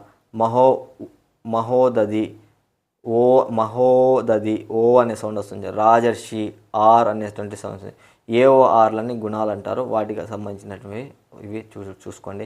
మహర్షి, రాజేంద్ర, తిలోదకాలు ఇవన్నీ కూడా మనకు విడదీసినప్పుడు గుణసంధికి సంబంధించిన అక్షరాలుగా గుర్తుపెట్టుకోండి ఈ ఉదాహరణలో. తర్వాత 6th క్లాస్లో దాదాపు బుక్ గ్రామర్ అంతా కంప్లీట్ అయిపోతుంది కాబట్టి ఇక్కడ వాక్యాలకు సంబంధించి ఆశీర్వాదక వాక్యము, ముఖ్యంగా ప్రశ్నార్థక నిషేధార్థక వాక్యాలు ఇవన్నీ ఉంటాయి. అంటే వాక్యం మనం చదివినప్పుడు మనకు అర్థమైపోతుంది అది ఆశ్చర్యవాదక, ప్రశ్నార్థక చిహ్నం ఉంటే ప్రశ్నార్థక చిహ్నం, ఆశ్చర్యక విరామ చిహ్నం ఉంటే ఆశ్చర్యార్థక వాక్యము, అతను పనిని నిషేధిస్తున్నది కానీ ఆపుతున్నట్టుంటే అది నిషేధార్థక వాక్యం. ఉదాహరణ చూస్తే అర్థమవుతుంది. నువ్వు పద్యం చదివావా క్వశ్చన్ మార్క్ ప్రశ్నార్థక వాక్యం. అల్లరి చేయకండి అంటే కంట్రోల్ చేస్తున్నా నిషేధార్థకం. అబ్బో పువ్వు ఎంత బాగుందో ఆశ్చర్యార్థక గుర్తు కూడా ఉంది ఆశ్చర్యార్థకం. శబాష్ నీకు శ్రేయస్సు కలుగాక, మీకు డిఎస్సిలో ఉద్యోగం రాగాక, ఇవన్నీ ఆశీర్వాదం. నాయన వర్ధిల్లు ఇది కూడా ఆశీర్వాదం. సరోజ నువ్వు ఇంటికి వెళ్ళు ఇది అనుమతార్థకం, అనుమతినివ్వడం. ఓకేనా. రహీం నువ్వు ఇంటికి వెళ్ళవచ్చు ఇది కూడా అనుమతార్థకం. ఒకసారి చూసుకోండి. తర్వాత 6th క్లాస్లోనే మనకు పర్యాయ పదాలు లాస్ట్లో ఉన్నాయి. ఒకసారి ఇవి కూడా గమనించుకోండి. 6th క్లాస్లో ఉన్నటువంటి ప్రకృతి వికృతులు కూడా ఉన్నాయి. Last 6th, 7th, 8thలో 7th class text book మధ్యలో కూడా పర్యాయ పదాలు ఉన్నాయి. అవి కూడా ఒకసారి చూసుకోండి. ఇందులోంచి రావడానికి అవకాశం ఉంది. ముఖ్యంగా మనకు ఈ అన్నిట్లో ఒక్కసారి మనం చూసుకుంటే ఇంపార్టెంట్గా పామరుడు అంటే అజ్ఞానుడు, నీచుడు. నంది, వృషభము, ఎద్దు. వృషభము అనే అర్ధ రూపంలో కూడా రావడం. వృషభం అంటే పదానికి అర్థం ఏంటి? ఎద్దు. ఒకసారి చూసుకోండి. డెందము, హృదయము, యథ. కూరిమి, స్నేహము, చెలిమి అనేటువంటి పదాలు రావడానికి అవకాశం ఉంది. చూసుకోండి. ఎక్కువ అబ్ది, సముద్రము, జలది. అశ్వము, గుర్రము, తురంగము అనేటువంటి పదాలు రావడానికి అవకాశం ఉంది 6th క్లాస్ సంబంధించి. 8th క్లాస్లో కూడా ఇక్కడ అర్థాలు ఇవ్వడం ఆకార పట్టిక కొన్ని సెలెక్ట్ చేస్తున్నాను. అనాఘుడు అంటే పుణ్యాత్ముడు, పుణ్యుడు. ఒకసారి చూసుకోండి ఇవన్నీ ఒకసారి. అమరుడు అంటే మరణం లేనివాడు. అభివాదం, పాద నమస్కారం. అభిలాష, కోరిక. ఇవన్నీ కూడా 8th క్లాస్ సంబంధించినవి. కుదువ అంటే తాకట్టు పెట్టు. ఛత్రం, గొడుగు. జలది, సముద్రము. చతురత, నేర్పు. గర్జించు, పెద్ద ధ్వని చేయు. గౌతమి నది అంటే ఏ నది అంటే గోదావరి నది. చూసుకోండి. కౌముది అంటే వెన్నెల. కోటరము అంటే తొర్ర అనేటువంటి అర్థం ఇక్కడ. ఓకేనా. ఈనుడు అంటే సూర్యుడు అనేటువంటి అర్థం. ఇంకా చాలా అర్థాలు ఉన్నాయి చూసుకోండి. విహంగము, పక్షి. చూసుకోండి ఒకసారి జాగ్రత్తగా. ఇవన్నీ స్కిప్ చేసైనా ఇవన్నీ ఎక్స్ప్లెయిన్ టైం డ్యూరేషన్ అయిపోతుంది కాబట్టి వర్ణించలేకపోతున్నాను. మన్నించగలరు. మైలు 1.6 కిలోమీటర్లు 1.6 km. చూసుకోండి ఒకసారి. సముద్రము, సాగరము. వాత్సల్యము, ప్రేమ. విషాదము, స్పష్టము. విరామము, విశ్రాంతి. విభవం, సంపద. మీకు విభవం కలుగుగాక, మీకు సంపద కలుగుగాక అని. వినుల విందు, చెవులకు ఇంపుగా. తెలుగు భాష వెన్నులకు విందుగా ఉంటుంది. వినులు అంటే చెవులు అనేటువంటి అర్థం. తర్వాత ఉత్పదార్థాలు చూసుకోండి. గురువు అంటే ఏమిటి? అతిథి అంటే ఏమిటి? దాశరథి, ధార్మికుడు. నగరం, పక్షి ధ్వంసకుడు. భాస్కరుడు, విద్యార్థి. విహంగము, శరీరము. సూర్యుడు, హృదయం, క్షేత్రం. ఒకసారి గమనించుకోండి. డైరెక్ట్గా రావడానికి అవకాశం ఉంది. తర్వాత పర్యాయ పదాలు 8th క్లాసే ఇది. చూసుకోండి ఒకసారి జాగ్రత్తగా. సంవత్సరము, వర్షము, వత్సరం, ఏడాది. వనిత, పడతి, మహిళ, మగువ. కోవెల, గుడి, దేవాలయం, దేవస్థానం. తీరము, దరి, వడ్డు, కాలం. 8th క్లాస్ బుక్ ఇది. ఒకసారి స్క్రీన్ షాట్ తీసుకొని చూసుకోండి ఎగ్జామ్ పోయే ముందైనా. కలిమి, సంపద, ఐశ్వర్యం. మీరు ఖాళీ టైంలో ఉన్నప్పుడైనా చూసుకోండి స్క్రీన్ షాట్ తీసుకొని, ఈజీగా గుర్తుంటాయి. ఈ ప్రకృతి వికృతి కూడా ఒకసారి తీసుకోండి. బ్రేక్ టైంలో ఒకసారి సెల్ తీసుకొని మీరు జాగ్రత్తగా చూసుకోండి, ఇబ్బంది లేదు. నానార్థాలు చూసుకోండి కొన్ని. రక్తము, ఎరుపు, రుధిరం, రాగి. రాగి మన బ్లడ్లో రాగి ఉంటుంది, ఎరుపు రంగు ఉంటుంది. రక్తంలో రుధిరం ఉంటుంది. వర్షం, వాన, సంవత్సరం, జంబూద్వీపం. సీమ, దేశము, వరిమడి, గుర్తు. సుధా, అమృతము, పాలు, సున్నం. దివి, స్వర్గము, ఆకాశము, పాలపిట్ట. చూసుకోండి ఒకసారి జాగ్రత్తగా. ఆడదా ఇది కూడా ఒకసారి స్క్రీన్ షాట్ తీసుకోండి కావాలంటే. బ్రేక్ టైంలో చూసుకుంటూ ఉండండి. వస్తే 1 మార్క్ వచ్చేస్తుంది మీకు. తర్వాత ద్విగు సమాసం అంటే పదంలో పూర్వ పదము సంఖ్యావాచకమై ఉండి ఉత్తర పదము నామవాచకం ఉంటే 4 దిశలు, 4 అనే సంఖ్య గల దిశలు, షడ్రుచులు 6 అనేటువంటి సంఖ్య గల రుచులు. ఈ విధంగా సంఖ్య కనిపిస్తే చాలు ద్విగు సమాసము అనేటువంటి విషయం గుర్తుపెట్టుకోండి. తత్పురుష సమాసాలు అంటే విభక్తుల ఆధారంగా ప్రథమ విభక్తి, ద్వితీయ, తృతీయ, చతుర్థ, పంచమ, షష్ఠి 6 విభక్తు సప్తమి వరకు ఉండేటువంటి విభక్తుల ఆధారం చేసుకొని ఏర్పడిన తత్పురుష సమాసాలు. దాని గురించి చూసుకోండి ఒకసారి జాగ్రత్తగా. ఇంకా అలంకారాల్లో దాదాపు ఉపమేయం, ఉపమానం, అతిశయోక్తి అలంకారం అంటే ఏమిటి, ఉపమా అలంకారం అంటే ఏమిటి, పోలిక కలిగినటువంటి అదే ఉపమా అలంకారం. ఉపమానం అంటే ఏమిటి, ఉపమేయం అంటే ఏమిటి, డైరెక్ట్ సింపుల్గా వస్తున్నాయి.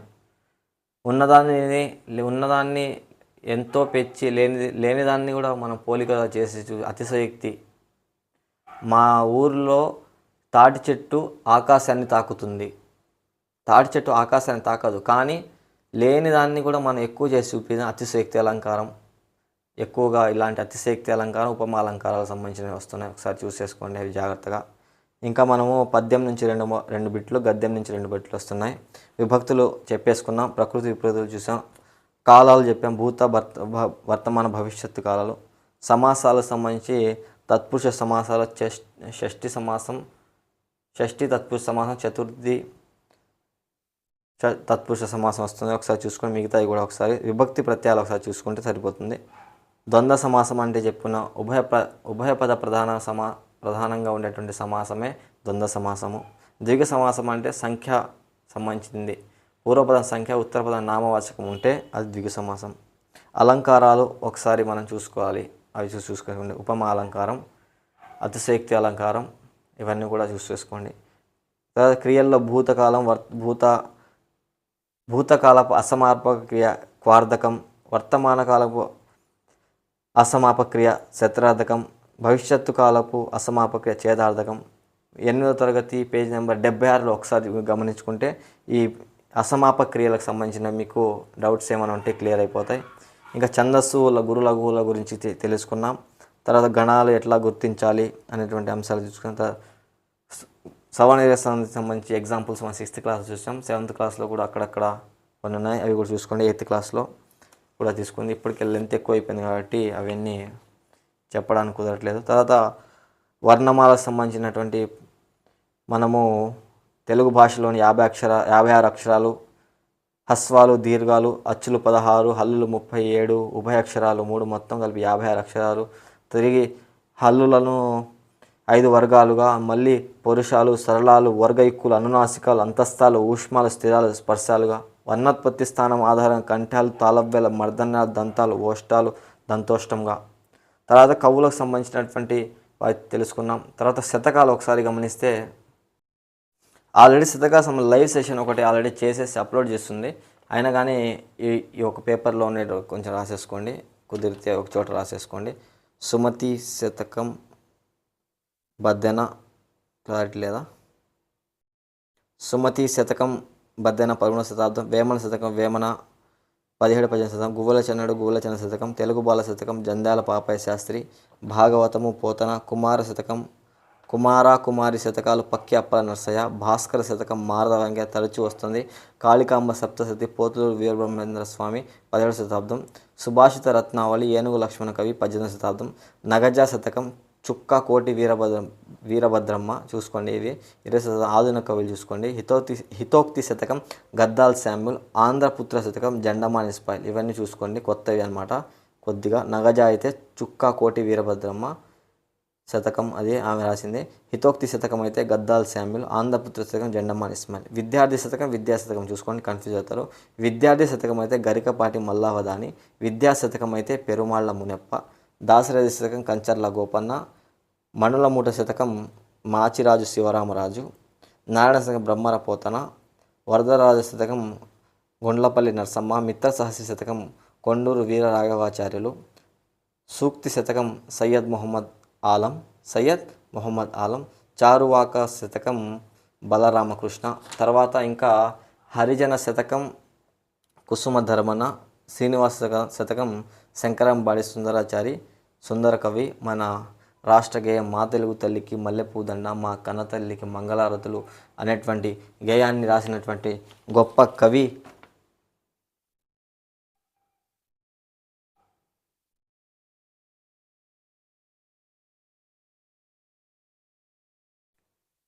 శంకరంబాడి సుందరాచార్యులు. సో ఈ విధంగా మీరు టెట్కి కానీ తెలుగు సంబంధించిన అంశాలు కానీ ఒకసారి చూసుకుంటే ఇప్పుడు రాసేటటువంటి టెట్లో కానీ రాయబోతున్నటువంటి డిఎస్సిలో కానీ రాస్తున్నటువంటి మిత్రులందరికీ మా ఛానల్ తరపున మీ ఆశయాలు ఫలించాలని, మీరు మీ జీవితంలో ఉన్నత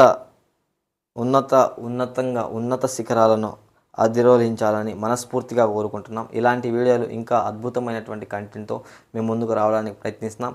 only academic class text books, academic books ఆధారంగా మేము ఈ క్లాసులు తయారు చేయడానికి ట్రై చేస్తాం. మీ యొక్క సహాయ సహకారాలకు ఈ వీడియో చూసినందుకు ధన్యవాదాలు. తిరిగి అద్భుతమైనటువంటి కంటెంట్తో తర్వాతి వీడియోలో తిరిగి కలుద్దాం. అంతవరకు సెలవు. Take care. జై హింద్. పోయే ముందు ఏంటంటే మీరు అసైన్మెంట్ ఏంటంటే మీకు ఉభయ కవి మిత్రుడు, కవి బ్రహ్మ అని ఎవరి బిరుదో కామెంట్ రూపంలో తెలియజేయండి. ఈ వీడియో ఎలా ఉందో మీరు కూడా కామెంట్ రూపంలో తెలియజేయండి. ఇంకా దీన్ని అద్భుతమైన శ్రేణిగా లెసన్ ప్లాన్లో ఏమైనా చేంజ్ ఉంటే చేంజెస్ కోసం మేము ట్రై చేస్తాం. క్వశ్చన్ పేపర్స్ను ఇంకా లోతుగా డెప్త్గా చేసి మేము అప్లోడ్ చేయడానికి ట్రై చేస్తాం. Okay, thank you.